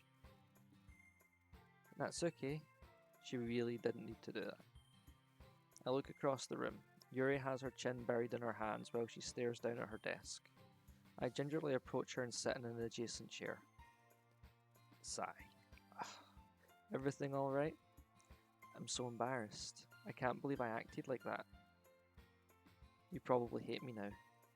No, Yuri. How could anyone not have gotten frustrated after being treated like that? You handled it as well as anyone could. I don't think any less of you. Well, alright, I believe you. Thanks, Jack. You're too kind. I'm thankful to have you a part of this club now. It's nothing. One more thing. That one thing that Natsuki said about, I would never do anything so shameful. So, what thing did Natsuki say? Well, never mind that.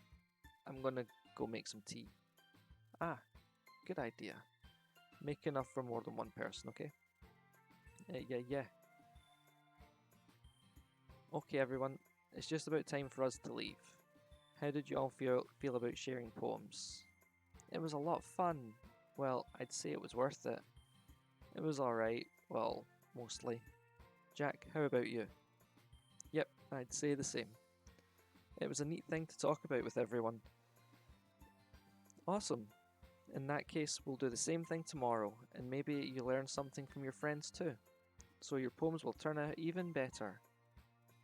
I think to myself. I did learn a little more about the kinds of poems everyone likes. With any luck, that means I can do a better job impressing those I want to impress. I nod to myself with newfound determination. Jack, ready to walk home? Sure, let's go. Hehehe. Siori beams at me. It's truly been a while since Siori and I have spent this much time together. I can't really say I'm not enjoying it either. Siori? About what happened earlier? Eh? What do you mean? You know, between Yuri and Natsuki? Does that kind of thing happen often? No. That's really the first time I've seen them fight like that. I promise they're both wonderful people. You don't hate them, do you? No, I don't hate them. I just wanted your opinion, that's all. I can see why they'd make good friends with you. Phew.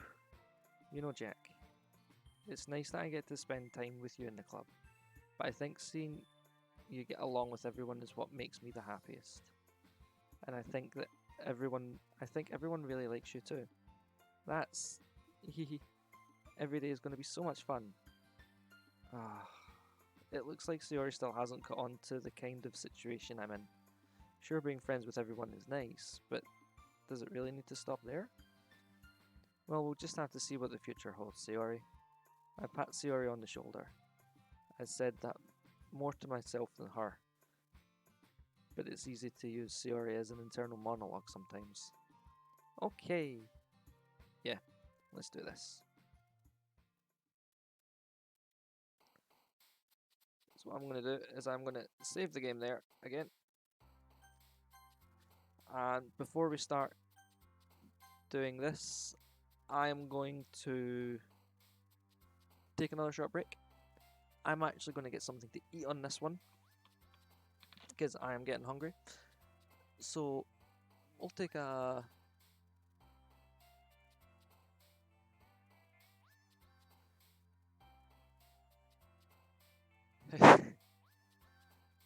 well, I mean, I don't exactly get much choice in the conversation, so I feel neutrally about it. I'm just still waiting for this game to turn dark. It's still too cutesy. But yes, I'm going to have a bagel with some cream cheese and mustard and salami. In case you wanted any more information on said bagel. So yes, we'll be back shortly.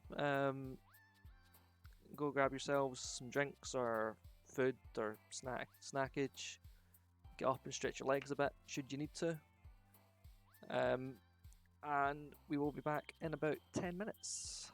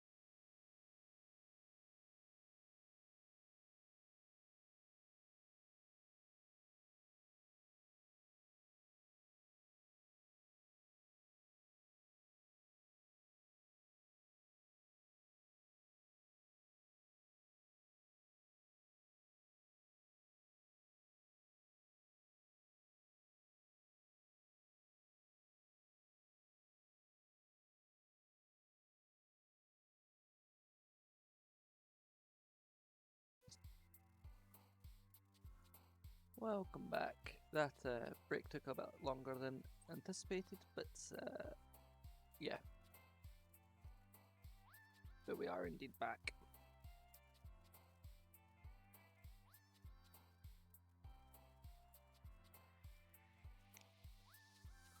So now it's time to roll many d10 to make this poem.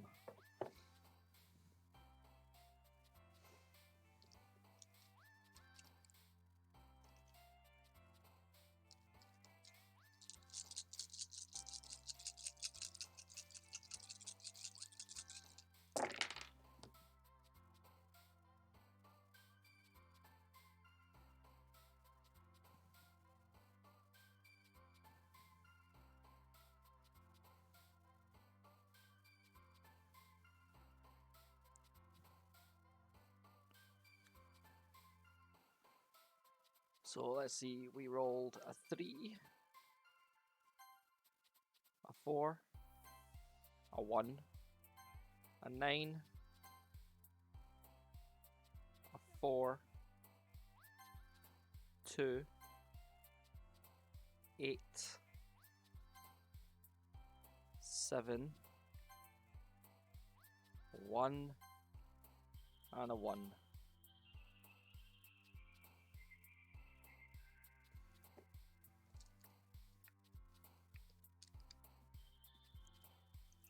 And then we roll another 10.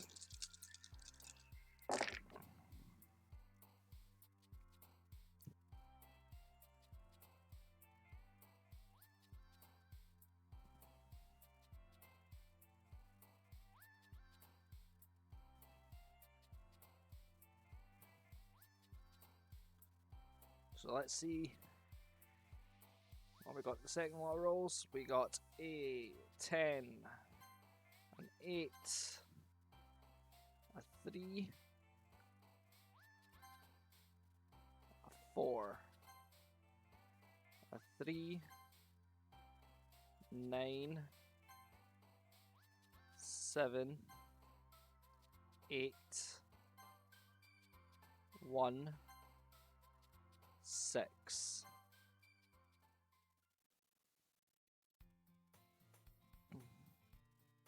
Another day passes, and it's time for the club meeting already. I've gotten a little more comfortable here over the past couple of days. Entering the club room, the usual scene greets me. Hi, Jack. Yo, Sayori. Looks like you're in a good mood today. Hehehe. I'm just still not used to you being in the club, that's all. I see. That's a pretty simple thing to get you in a good mood. But I guess it's always the simplest things with you anyway. Speaking of which, I'm kinda hungry. Will you come with me to buy a snack? No thanks. Eh? That's not like you at all. I have my reasons. Why don't we take a look at your purse, Sayori? Eh? Why that, all of a sudden? No reason, really. I just wanted to look at it. Sayori nervously retrieves her coin purse. She fumbles with the latch and gets it open. Then she turns it upside down and lets its contents spill onto the desk.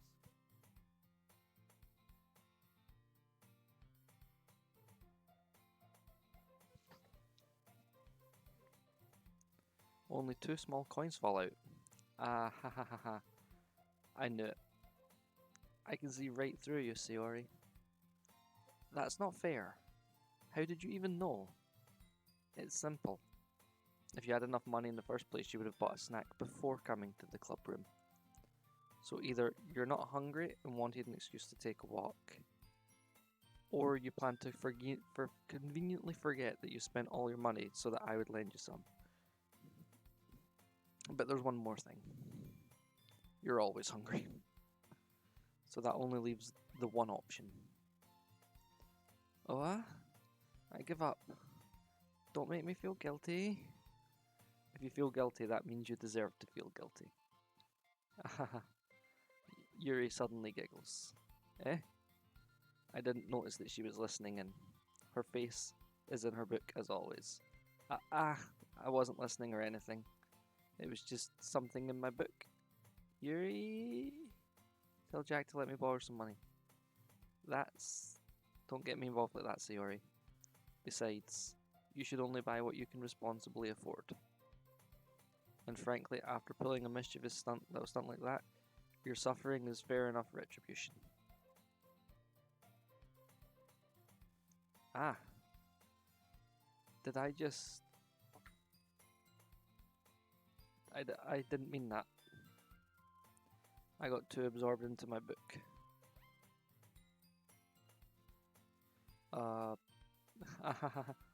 I really like when you speak your mind, Yuri. It doesn't happen much, but it's a fun side of you. There's no way you could think that. You were right, though. I did something bad, now I have to accept the revolution. Retribution. That. Still, coming from you, Sayori, I guess there's a little devil inside all of us, isn't there? Hehehe. Don't let her fool you. Sayori knows exactly what she's doing. After all, she told you guys she was bringing me to the club before she even told me. But, you wouldn't have come if it weren't for the cupcakes. So I had to trick Natsuki into making them. Come on, give me more credit than that, Sayori. Hehehe. Slap. Yeah! Out of nowhere, something smacks Sayori in the face and tumbles onto the desk. Ow. What was... A cookie? Sure enough, it's a giant cookie wrapped in plastic. Sayori glances around. Is this a miracle? It's because I paid my restitution? Retribution. Actually, that one almost worked. I was just going to give it to you. But then I heard you blab about the cupcakes. And it was totally worth seeing your reaction, though. Ahaha. Natsuki, that's so nice of you. I'm so happy. Sayori hugs the cookie. Geez, just eat it. Sayori rapidly tears open the wrapper and takes a big bite. So good. Sayori suddenly clasps her hands over her mouth. I bit my tongue. You're going through a lot over just one cookie. Natsuki.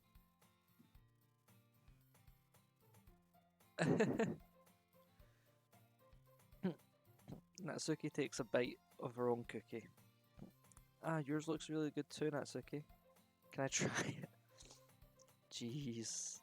Beggars can't be choosers. But yours is chocolate. Yeah, why do you think I gave you that one? Fine. Still, I'm really happy that you shared this one with me. Hehehe. Sayori gets out of her seat and goes behind Natsuki and wraps her arms around her.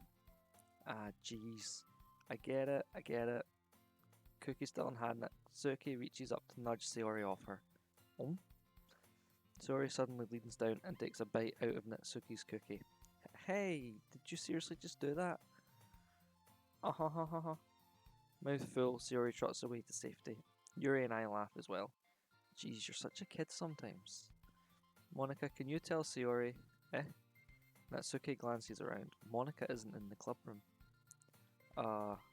Where's Monica anyway? Good question. Have any of you heard anything about her being late today? Not me. Yeah, I haven't either. That's a bit unusual. I hope she's okay. Of course she's okay. She probably just had something to do today. She's pretty popular after all.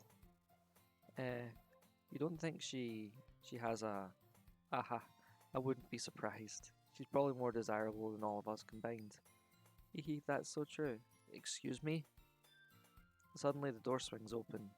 Sorry, I'm super sorry. There you are. I didn't mean to be late. I hope you guys weren't worried or anything.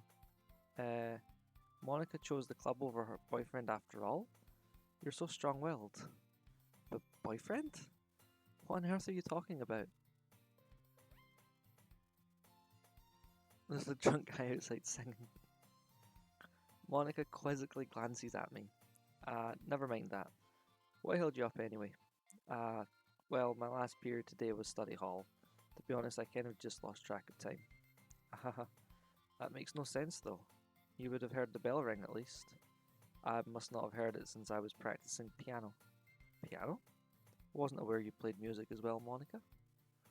I don't really. I just kind of started recently. I've always wanted to learn piano. That's so cool. You should play something for us, Monica. Monica looks at me. Maybe once I get a little better, I will. Yay! That sounds cool. I'd also look forward to it. Is that so? In that case, I won't let you down, Jack. Monica smiles sweetly. Ah, I didn't mean any pressure or anything like that. Don't worry. I've been practicing a whole lot recently, and I'd really love the chance to share once I'm ready. I see. In that case, best of luck. Thanks. So, I didn't miss anything, did I? Not really. I chose to leave out Sayori's mischievous escapade. I'm sure Natsuki will end up complaining to her anyway. It looks like everyone has already settled down. Sayori somehow already finished her entire cookie. Yuri is back to her book, and Natsuki disappeared into the closet. I'm really curious to talk to Yuri a little bit more, but at the same time, I feel bad for distracting her from reading. I catch a glimpse of the cover of her book. It looks like the same book she lent to me. More than that, she seems to be on the first few pages. Ah, crap. I think she knows me looking at her. She sneaks another glance at me and our eyes meet for a split second. But that only makes her hide her face deeper in her book. Sorry, I was just spacing out. I mutter this, sensing I made her uncomfortable. Oh, it's fine. If I was focusing, I probably wouldn't have noticed in the first place. But I'm just rereading a bit of this, so that's the book you gave me, right? Mm-hmm. I wanted to reread some of it. Not for any particular reason. Just curious how come you have two copies of the same book? Ah, well, when I stopped at the bookstore yesterday... that's not what I meant. I mean, I just happened to buy two of them. Ah, I see. There's something fairly obvious here that Yuri isn't telling me, but I decide to let it go. I'll definitely start reading it soon. I'm glad to hear. Once it starts to pick up, you might have a hard time putting it down. It's a very engaging and relatable story. Is that so? What's that about anyway? Well, Yuri closes the book and scans her eyes over the back. The book is titled Portrait of Markov. There's an ominous looking eye symbol on the front cover. Alright, I just wanted to make sure I don't accidentally give anything away. Basically, it's about this girl in high school who moves in with her long lost younger sister. But as soon as she does so, her life gets really strange. She gets targeted by these people who escape from a human experiment prison.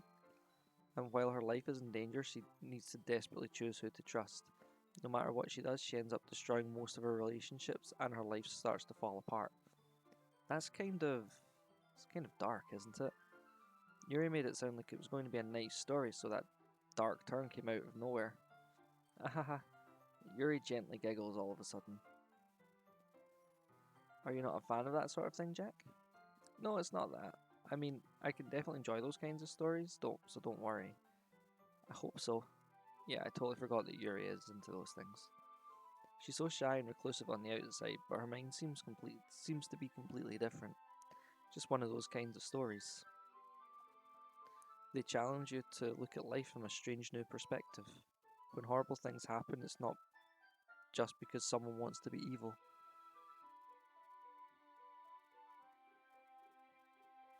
But because they have their own goals or their own philosophy that they believe in, then suddenly when you thought you related to the protagonist, they're made out to be the naive one for letting their one-sided morals interfere with the villain's plans. I'm rambling, aren't I? Not again. I'm sorry.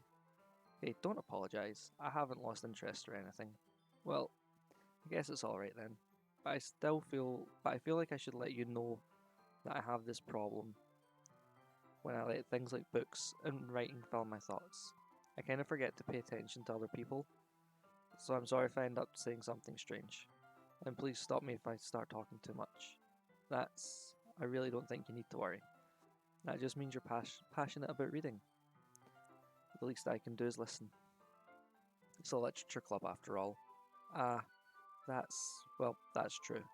In fact, I might as well get started reading it, right? You don't have to. What are you saying? Just a moment ago you said you were looking forward to it. Let me just get the book.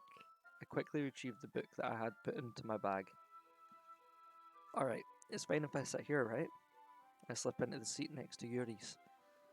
Yeah. Are you sure? You seem a little apprehensive. I'm sorry. It's not that I don't want you to.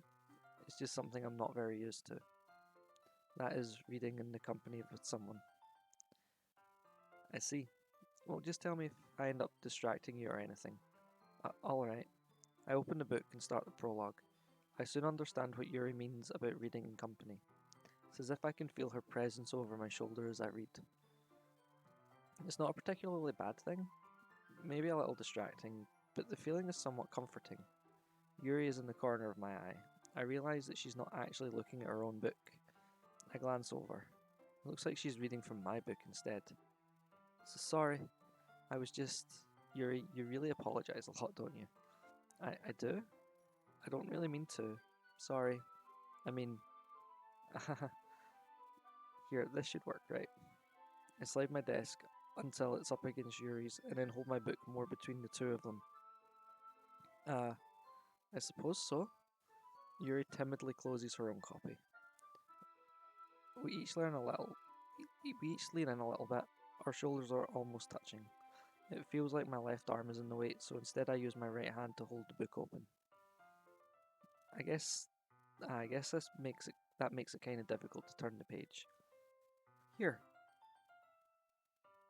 Yuri takes her left arm and holds the left side of the book between her thumb and forefinger. Ah. I do the same with my right arm on the right side of the book. That way I turn a page and Yuri slides it under her thumb after it flips to her side. But in holding it like this, we're huddled even closer together than before. It's actually kind of distracting me. It's as if I can feel the warmth of Yuri's face and she's in the corner of my vision. Are you ready? To turn the page. Sorry. I think I got a bit distracted for a second. I glance over at Yuri's face again and our eyes meet.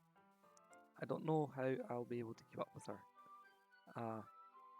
That's okay. You're not as used to reading, right? I don't mind being patient if it takes you a bit longer. It's probably the least I can do, since you've been so patient with me. Yeah, thanks. We continue reading. Yuri no longer asks me if I'm ready to turn the page. Instead, I just assume that she finishes the page before me, so I turn it by my own volition. We continue the first chapter in silence. Even so, turning each page almost feels like an intimate exchange. My thumb gently letting go of the page, letting it flutter over to her side as she catches it under her own thumb. Hey Yuri. This might be a silly thought, but the main character kinda reminds me of you a little bit.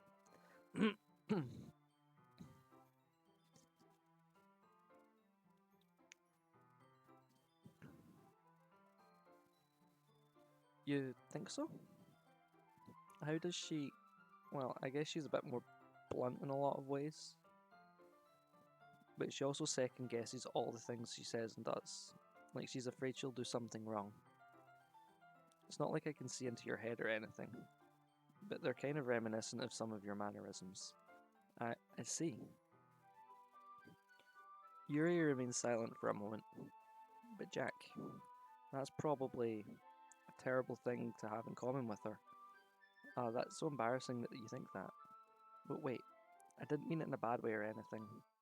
Sorry, I really didn't know you were self-conscious about that sort of thing. I guess I more meant that it's kind of cute. What are you saying all of a sudden? Okay everyone. I think it's about time we share today's poems with each other. We might not have enough time if we wait too long. Yuri exhales, spare from finishing her thought. Is that alright, Yuri?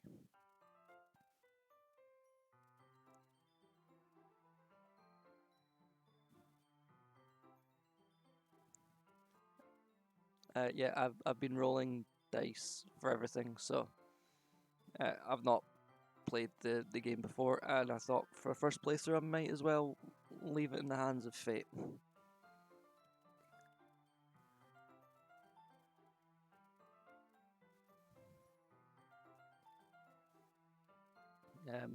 You look kind of down. I'm sorry if you haven't been looking forward to this. It's not, it's fine. Yuri releases her hand from the book, causing it to close on top of my thumb.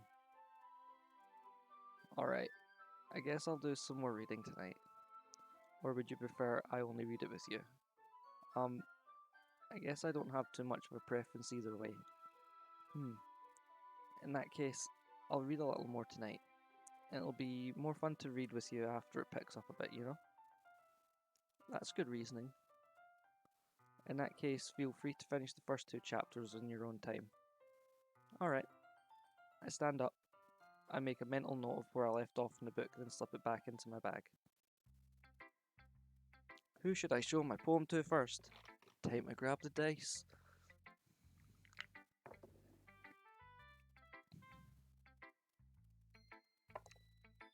Four.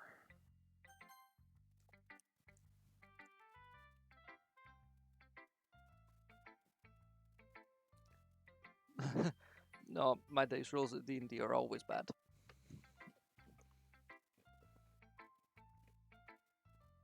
Anyway, 4 on a D4 is a maximum, so I don't know if that's a damage roll, that's good.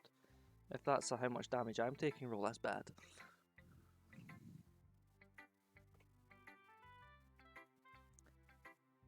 Hi again, Jack. How's the writing going? Alright, I guess. I'll take that. As long as it's not going bad. I'm happy that you're applying yourself. Maybe soon you'll come up with a masterpiece. I wouldn't count on that. You never know. You want to share what you wrote for today? Sure, here you go. I give my poem to Monica. Alright. Great job, Jack. I was going ooh in my head while reading it. It's really metaphorical. I'm not sure why, but I didn't expect you to go for something so deep. I guess I underestimated you. For my D3, it's a 2. Okay. It's easiest for me to keep everyone's expectations low. That way it always counts when I put in some effort. That's not very fair. Well, I guess it worked anyway. You know that Yuri likes this kind of writing, right? Writing that's full of imagery and symbolism. Unlike Sayori, who likes using simple and direct words to describe happiness and sadness. Yuri likes it when readers are left to derive their own meaning out of it. It's very challenging to write like that effectively.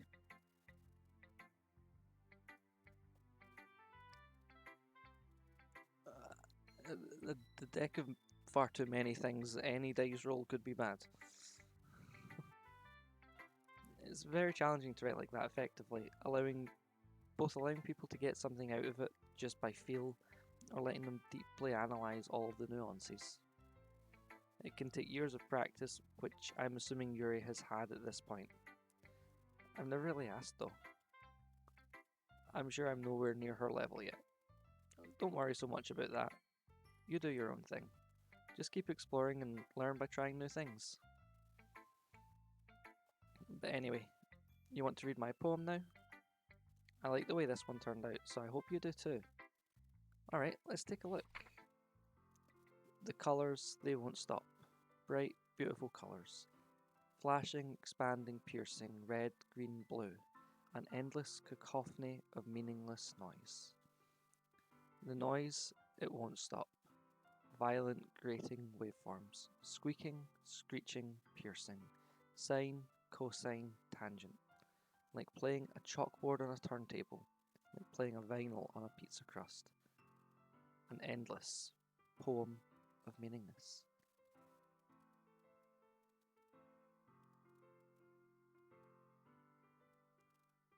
Load me.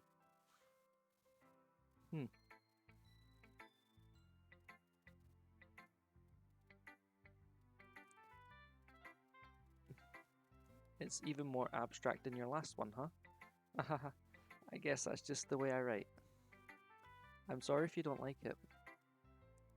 No, I never said that. It's just the kind of thing I've never really seen before, I guess. It's kind of like I kind of like playing with my space on the paper. Choosing where and how to space your words can totally change the mood of a poem. It's almost like magic. The way I wrote the lines really short make it feel like they're trying to speak over the noise. I see. It's still hard for me to tell what it's about though. Aha. Sometimes asking what a poem is about isn't the right question. A poem can be as abstract as a physical expression of feeling, or a conversation with the reader.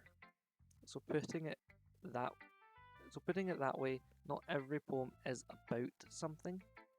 Anyway, here's Monica's writing tip of the day. Sometimes you'll find yourself facing a difficult decision. When that happens, don't forget to save your game. You never know when you might change your mind, or when something unexpected may happen. Wait, is this tip even about writing? What am I even talking about? Aha, that's my advice for today. Thanks for listening. That makes me just want to go save.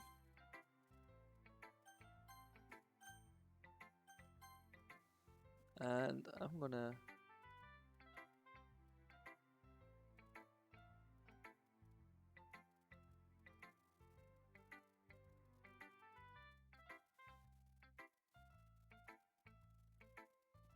What did you say? Next D3 is a 2, so that's Natsuki. Well, it's not really any worse than your last one, but I can't really say it's any better either. Phew. Ah, phew what? Well, anything that isn't a train wreck I'll take as a win. And I get the feeling you're probably the most critical. Hey, what makes you... Wait, maybe that was a compliment. Glad to see someone recognises my experience. Well then, keep practicing and maybe you'll be as good as me someday. That's, something tells me Natsuki completely missed the point. Come to think of it, this kind of reminds me of Sayori's poem from yesterday. You think so? Yeah, well, I guess if you've been friends with her for so long, you might be on the same wavelength. But you never really struck me as her type. Sayori has a type all of a sudden? Well, I don't know, but honestly, how can someone so, fluffy spend so much time with someone like you? It's like she's dragging around a dead weight. That was a little unnecessary. But think of it this way, if it weren't for me, she would probably just fly away like letting go of a balloon. You could say we take care of each other in our own way. Whatever it is, I don't get it. Oh yeah, I guess I'm supposed to show you my poem. Here. You know what I heard about Amy? Amy likes spiders. Icky, wriggling, hairy, ugly spiders. That's why I'm not friends with her. Amy has a cute singing voice. I heard her singing my favourite love song. Every time she sang the chorus, my heart would pound to the rhythm of the words. But she likes spiders. That's why I'm not friends with her. One time I hurt my leg really bad. Amy helped me up and took me to the nurse. I tried not to let her touch me. She likes spiders, so her hands are probably gross. That's why I'm not friends with her. Amy has a lot of friends. I always see her talking to people. She probably talks about spiders. What if her friends like spiders too? That's why I'm not friends with her. It doesn't matter if she has other hobbies. It doesn't matter if she keeps it private. It doesn't matter if it doesn't hurt anyone. It's gross. She's gross. The world is better off without spider lovers. And I'm gonna tell everyone. Not bad, right? It's quite a bit longer than yesterday's. Yesterday's was way too short. I was just warming up. I hope you didn't think it was the best I could do. No, of course not. Anyway, the message is pretty straightforward in this poem. I doubt I have to explain it. Sometimes you can explain complicated issues with much simpler analogies, and it helps people realise how stupid they're being. Like anyone would agree that the subject of this poem is an arrogant jerk. Do you know people like that? Of course, it's about how everyone thinks that doesn't matter. It can be about anything. I wrote it to be easy to relate to. Everyone has some kind of weird hobby or a guilty pleasure. Something that you're afraid of if people find out, they'd make fun of you or think less of you. But that just makes people stupid. Who cares what someone likes as long as they're not hurting anyone and it makes them happy? I think people really need to learn to respect others for liking weird things. Well, you're definitely right. At least I can relate to that. And I'm sure a lot of other people can too. It's what I do best after all. I don't like writing unless there's a good message to take away from it. Like, conveying emotions is important, but I want to make people think, not just feel. Remember that. I'm going to write a good one tomorrow too, so look forward to it. I am not the biggest fan of spiders myself.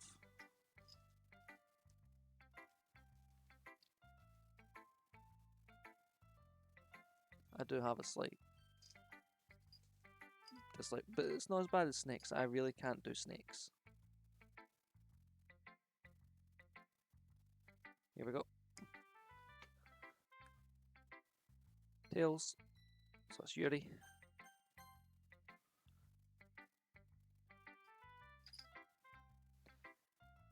Let's see what you've written for today. Yuri stares at the poem with an surprised expression on her face. Do you like it? Jack, how did you pick up on this so quickly? Just yesterday I was telling you the kind of techniques we're practicing. Maybe that's why. You did a good job explaining. I really wanted to try giving it more imagery. Yuri visibly swallows. Even her hands appear sweaty. I'm not used to this. Used to what? I don't know. It's fine, take your time. Yuri breathes and collects her thoughts. I know that Yuri likes to think before she speaks, so I offer that patience to her. Yeah, just being appreciated like this, I guess. It probably sounds really stupid, but seeing someone motivated by my writing, it just makes me really happy. Are you saying you've never shared your writing before? Yuri nods. Really? I don't believe it. I really only write for myself. And besides, people would just laugh at me. Do you really think that?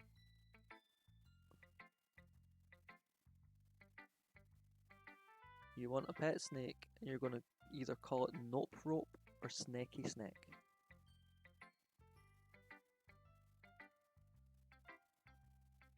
Again, Yuri nods. Huh. Even your close friends? Yuri doesn't respond to that. I wonder why.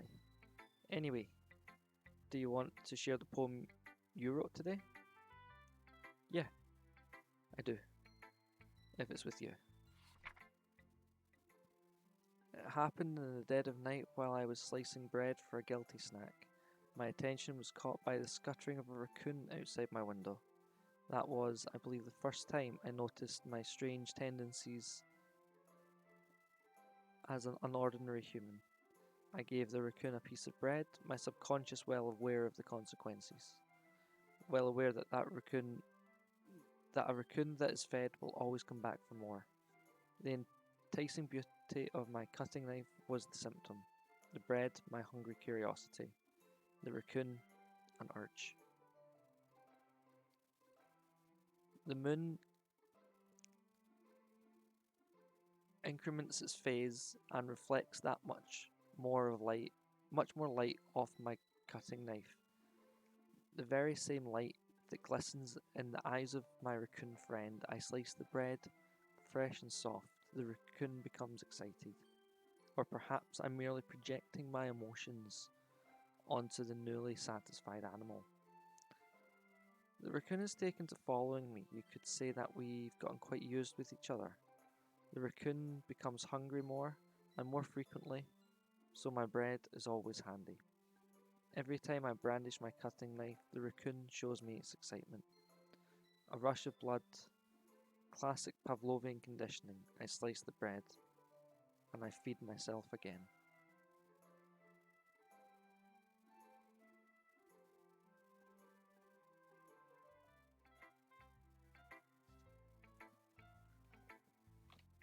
Honestly, I'd rather get an axolotl.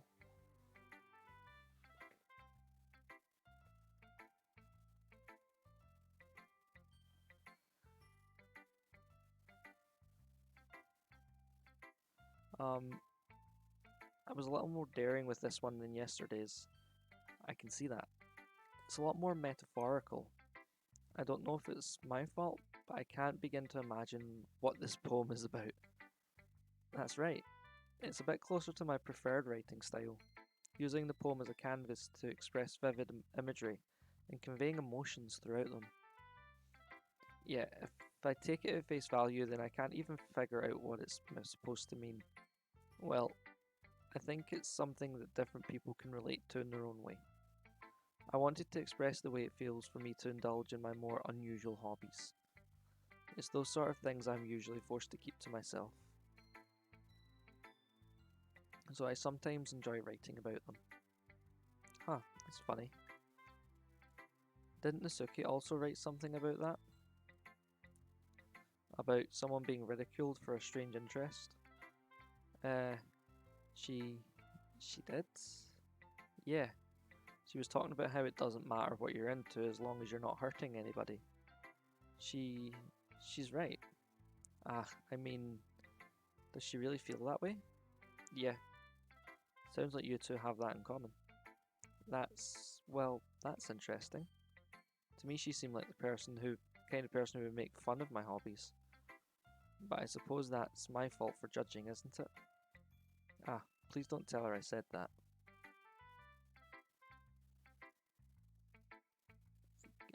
I do not know if you can get axolotls here, but I really can't afford one anyway. Don't worry, I have no reason to.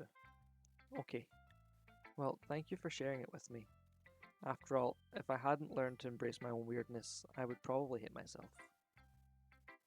I might be ranting a little bit now, but I'm glad that you're a good listener. Who should I show my poem to next? Well, it's only Sayori left.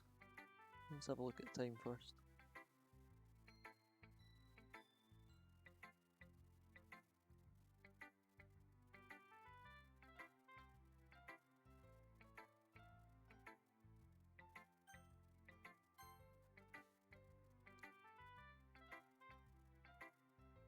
I think it's just hard to get them over here, but yeah, I can't afford one anyway. So let's see what Sayori has to say. Oh, I like this one. It has some nice feelings in it. I'm glad. Still though, your tone makes it sound like you liked yesterday's poem better. I guess you caught me. Sometimes you know me a little too well for my own good. Well, don't just try to be nice about it. If I'm doing a bad job, then I'd rather just hear it. No, I still like this one, I promise. You know, I wouldn't lie to you, Jack. Never ever. Yeah, I guess so. What made yesterday's poem so great compared to this one then? Well, I'm not very good at figuring out if poems are good or bad, but that's why I just go by my heart. If it makes me feel things, then it must be a good poem. I'm not sure that's exactly how it works. Then again, I guess conveying feelings is a pretty important part of this whole thing. Yeah, maybe. Honestly, I don't even know what kind of writing you like in the first place. Yeah, me neither. Why don't you at least try giving it some thought? Oh, you want to write something for me? That's so sweet. Yeah, right. But you're always thinking about other people. You need to think about yourself once in a while. If you don't, you might end up getting hurt at some point. Huh? Well, I don't really know what you mean, but I'll try and keep that in mind. Well, whatever. Anyway, let's see. I guess I like happy poems? Wait, sometimes I like sad poems too. Sometimes a little bit of both. There's a word for that, right? What's the word I'm looking for? Bittersweet. Yeah. I like things that are happy and things that are sad. Happy and sad? I can't see you liking something sad, Sayori. Well, I like happy the most, but sometimes when you have a little rain cloud in your head, a sad poem can help give that rain cloud a little hug and make a nice happy rainbow. Sayori, that's unexpectedly poetic. It is? Maybe I'm getting better at expressing my feelings after all. Thanks, Jack. I should go write that down then. You can read my poem now, okay? Yeah, they can live for quite a while, and yeah, they're expensive to look after, and they can be they can be a bit of a pain in the ass to look after. But I mean, I would still do it if I had the money.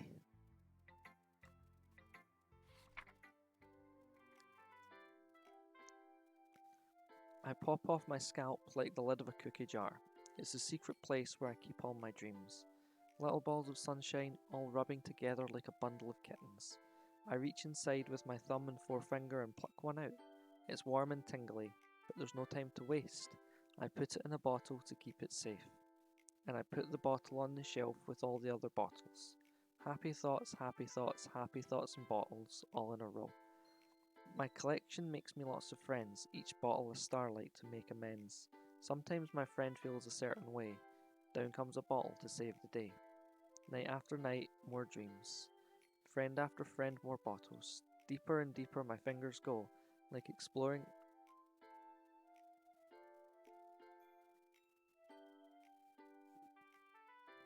Um, Deeper and deeper my fingers go, like exploring a dark cave, discovering the secrets hiding in the nooks and crannies. Digging and digging, scraping and scraping. I blow dust off my bottle caps. It doesn't feel like time elapsed. My empty shelf could use some more. My friends look through my locked front door. Finally, all done, I open up and in come my friends. In they come in such a hurry. Do they want my bottles that much? I frantically pull them off the shelf, one after the other, holding them out to each and every friend, each and every bottle. Every time I let one go, it shatters against the tile between my feet. Happy thoughts, happy thoughts, happy thoughts in shards all over the floor. They were supposed to be for my friends who aren't smiling. They're all shouting, pleading something. But all I hear is echo, echo, echo, echo, echo inside my head.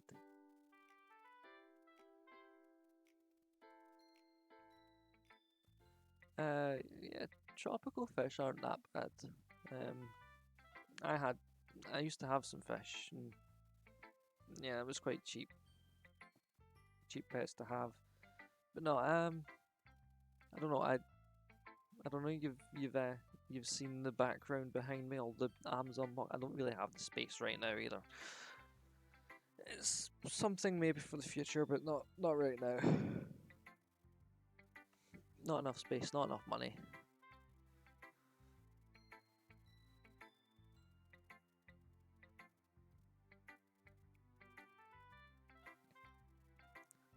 Holy crap. Sayori, did you really write this? Of course I did. Didn't I tell you yesterday I was going to write the best poem ever? Yeah, but I mean, I didn't expect something like this coming from you. Monica taught me a whole lot, and I've been really in touch with my feelings recently. I see that. It's almost kind of creepy. Creepy? Well, not exactly. Maybe because I'm so used to you being cheerful. Well, never mind. I'm thinking too hard about it. The point is, it came out good, so you should be proud of it. Aw, thanks. I feel like I feel like that I was meant to express myself this way. It even helps me understand my own feelings a little bit better. Writing is like magic. You've got pretty passionate about this, huh? I hope you keep it up. Yay! Writing's the best. I'm gonna keep writing until I die. Don't get ahead of yourself. Sayori's always had a habit of getting obsessed with something before dropping it no more than a week later. You really wanted... I don't know if I could do a shark personally. I wonder if this is one of those times. But seeing the passion in her eyes makes it hard for me to be pessimistic. Okay, everyone.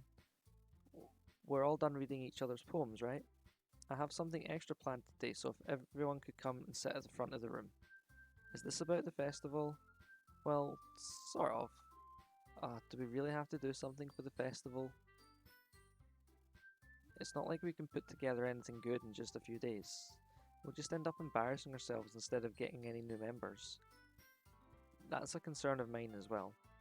I don't really do well with last minute preparations. Don't worry so much. We're going to keep it simple, okay?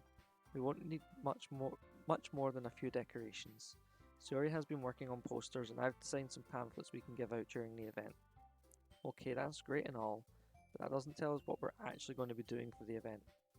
Sorry, I thought you heard about it already. We're going to be performing. Performing? Monica? Yeah, we're going to be having a poetry performance. Each of us are going to choose a poem to recite during the event.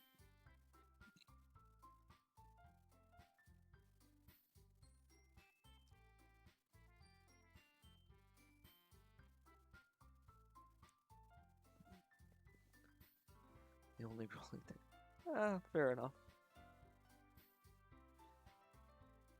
I still personally wouldn't get one.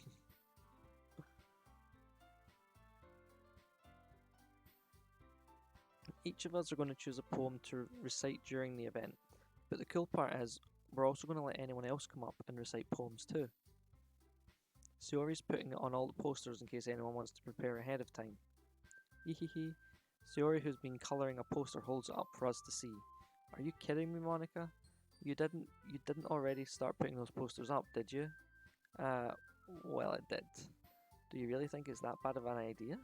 Well, no, it's not a bad idea. I didn't sign up for this, you know? There's no way I'm going to be performing in front of a group of people like that. I agree with Natsuki. I could never in my life do something like that. Imagining it, Yuri shakes her head in fear. Guys, no, Sayori. I understand where they're coming from. Remember that Natsuki and Yuri have never shared their poems with anyone until just a couple of days ago. It's a lot to ask for them to recite their poems out loud to a whole room full of people. I guess I kind of overlooked that. So, I'm sorry. But I still think we should give it our best. We're the only ones responsible for the fate of this club. If we start the event and each put on a good performance, then it will inspire others to do the same. And the more people who perform, the better we'll be able to show everyone what literature is all about. Yeah. It's about expressing your feelings, being intimate with yourself, finding new horizons, and having fun. That's right. And those are the reasons we're all in this club today. Don't you want to share that with others? To inspire them to find the same feelings that brought you here in the first place? I know you do. I know we all do. And if all it takes is standing in front of the room for 2 minutes and reciting a poem, then I know you can do it. Natsuki and Yuri remain silent. Sayori looks worried. I guess that leaves me no choice. I agree. I don't think it's too much to ask. I think that Sayori and Monica have been trying really hard to get new members. The least we can do is help them out a little bit. Well, maybe, but it looks like Natsuki doesn't have any arguments left. Okay, fine. I guess I'll just have to get it over with. Alright. Phew.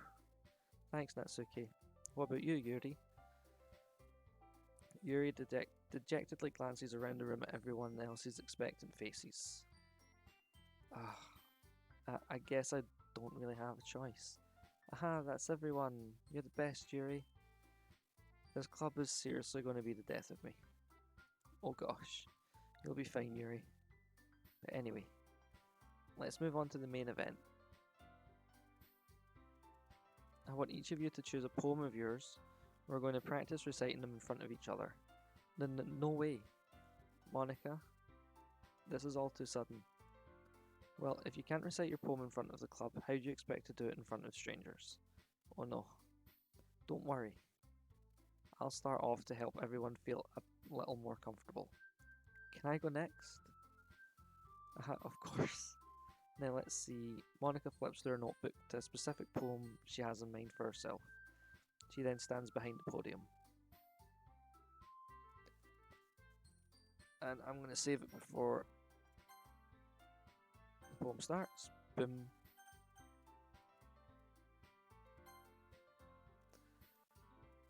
Or a turtle. Turtle could be cool.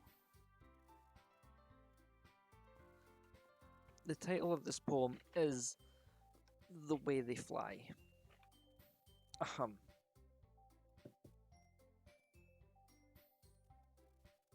Monica begins reciting her poem.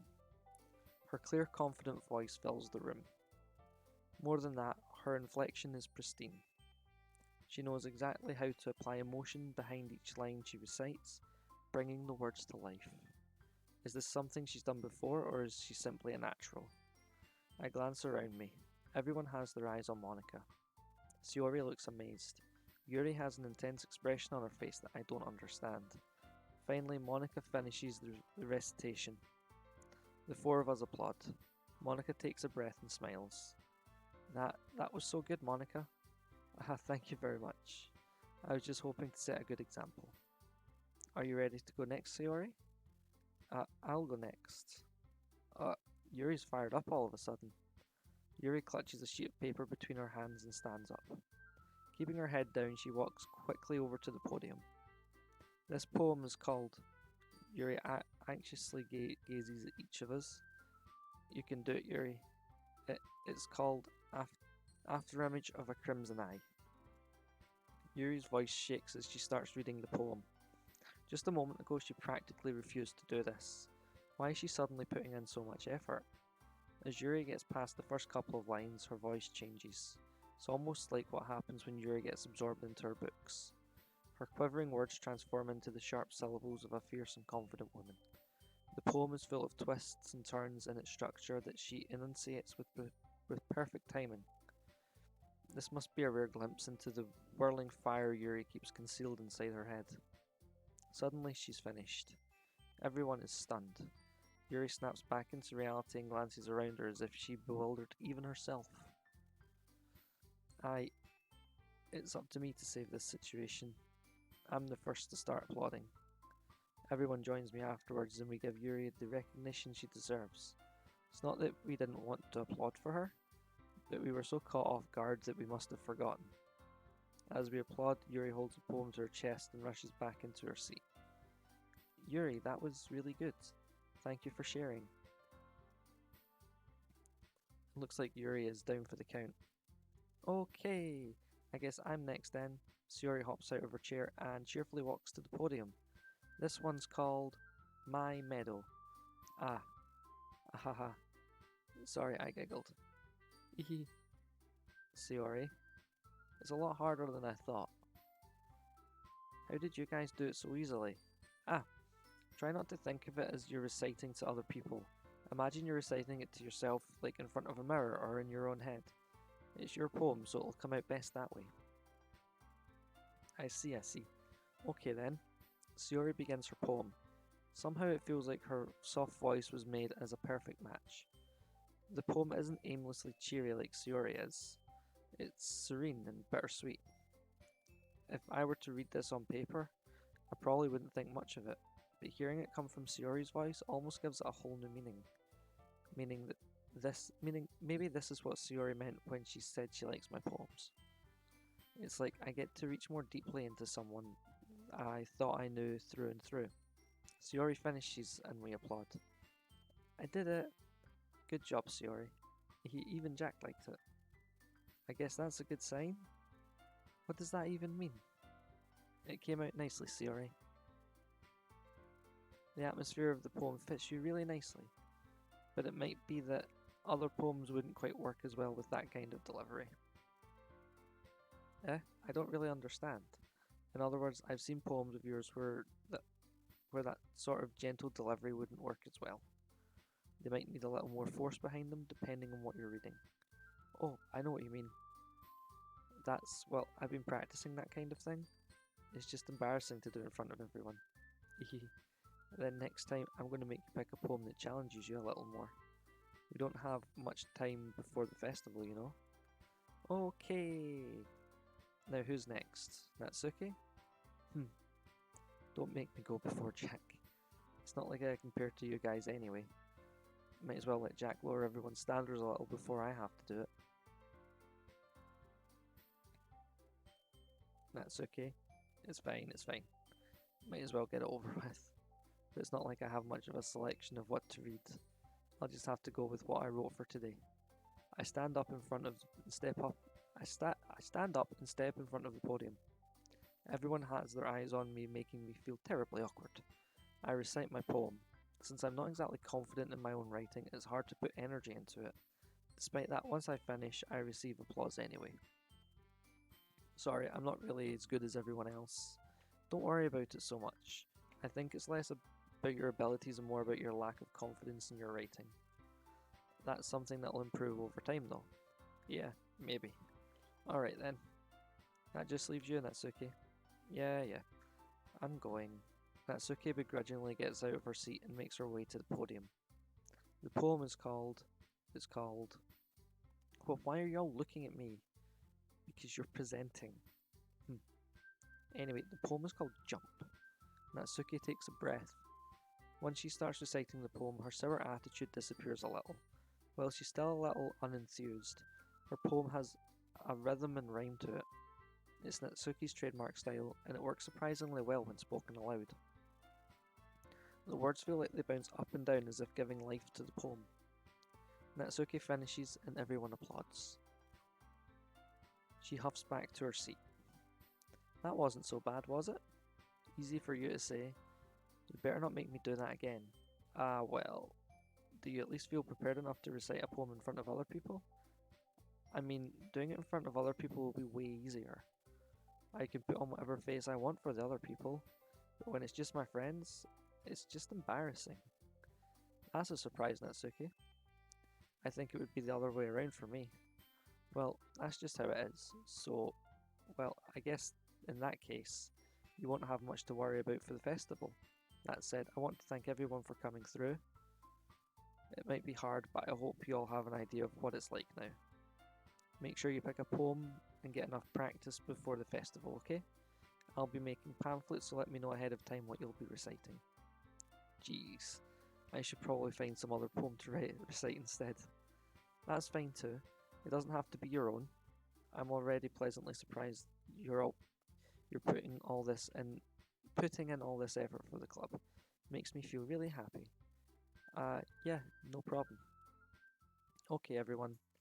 I think that's about it for today. I know the festival is coming up, but let's try to write poems for tomorrow as well. It's been working out really nicely so far, so I'd like to continue that. As for the festival, we'll finish planning tomorrow and then we'll have the weekend to prepare. Monday's the big day. I can't wait. I can do this. I can do this. Alright. I stand up.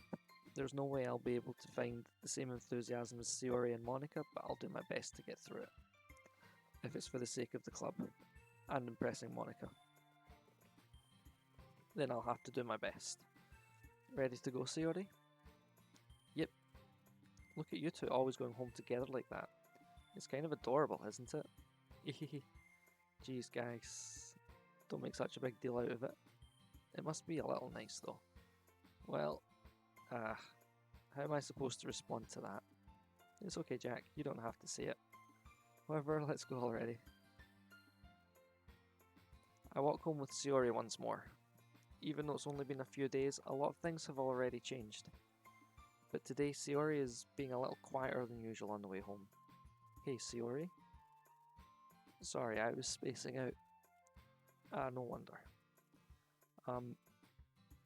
I was thinking about something from earlier. I like how we get to... Sayori fumbles with her words. So let's just say that one day Yuri asked to walk home with you. Huh? What would you do? What kind of question is that?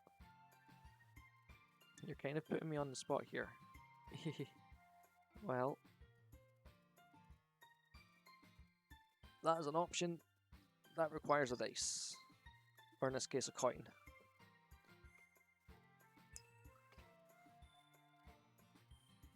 Heads, it's a 1.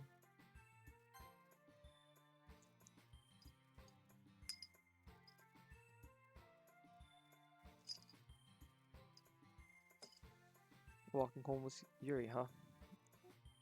Why does the thought of it make my heart pound? I mean, given how hard it is for her to socialise, I would feel awful turning her down, so... Isn't she so beautiful and smart? That has nothing to do with what I just said. You admitted it. Jeez. There's not even a point in speculating something that's never going to happen. Well, maybe. But I just like to think about it.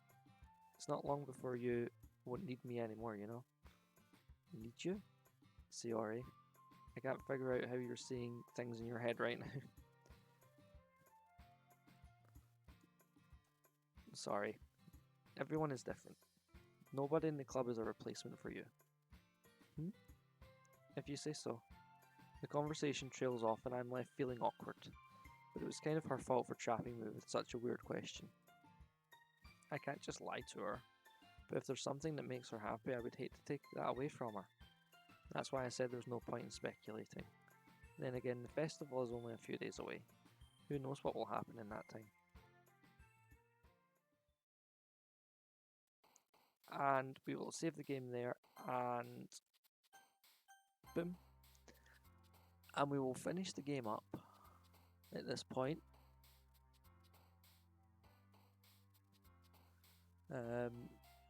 Because I said I was either going to complete the game or play up until about half 11, but this seems like a nice stopping point.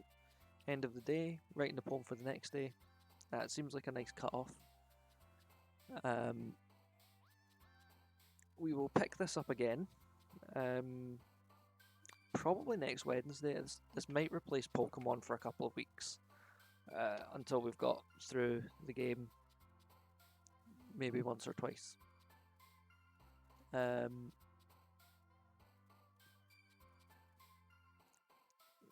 But still do Pokemon on the Thursdays after my league racing. So Pokemon will still be there. But yeah, that's been it from us here at Gaming Can. As always, I've been Jack. We've been playing Doki Doki Literature Club. And as always, there's always room for you here at Gaming Can if you want to be our friend. And as I say far too often in these times, please, please do stay safe out there.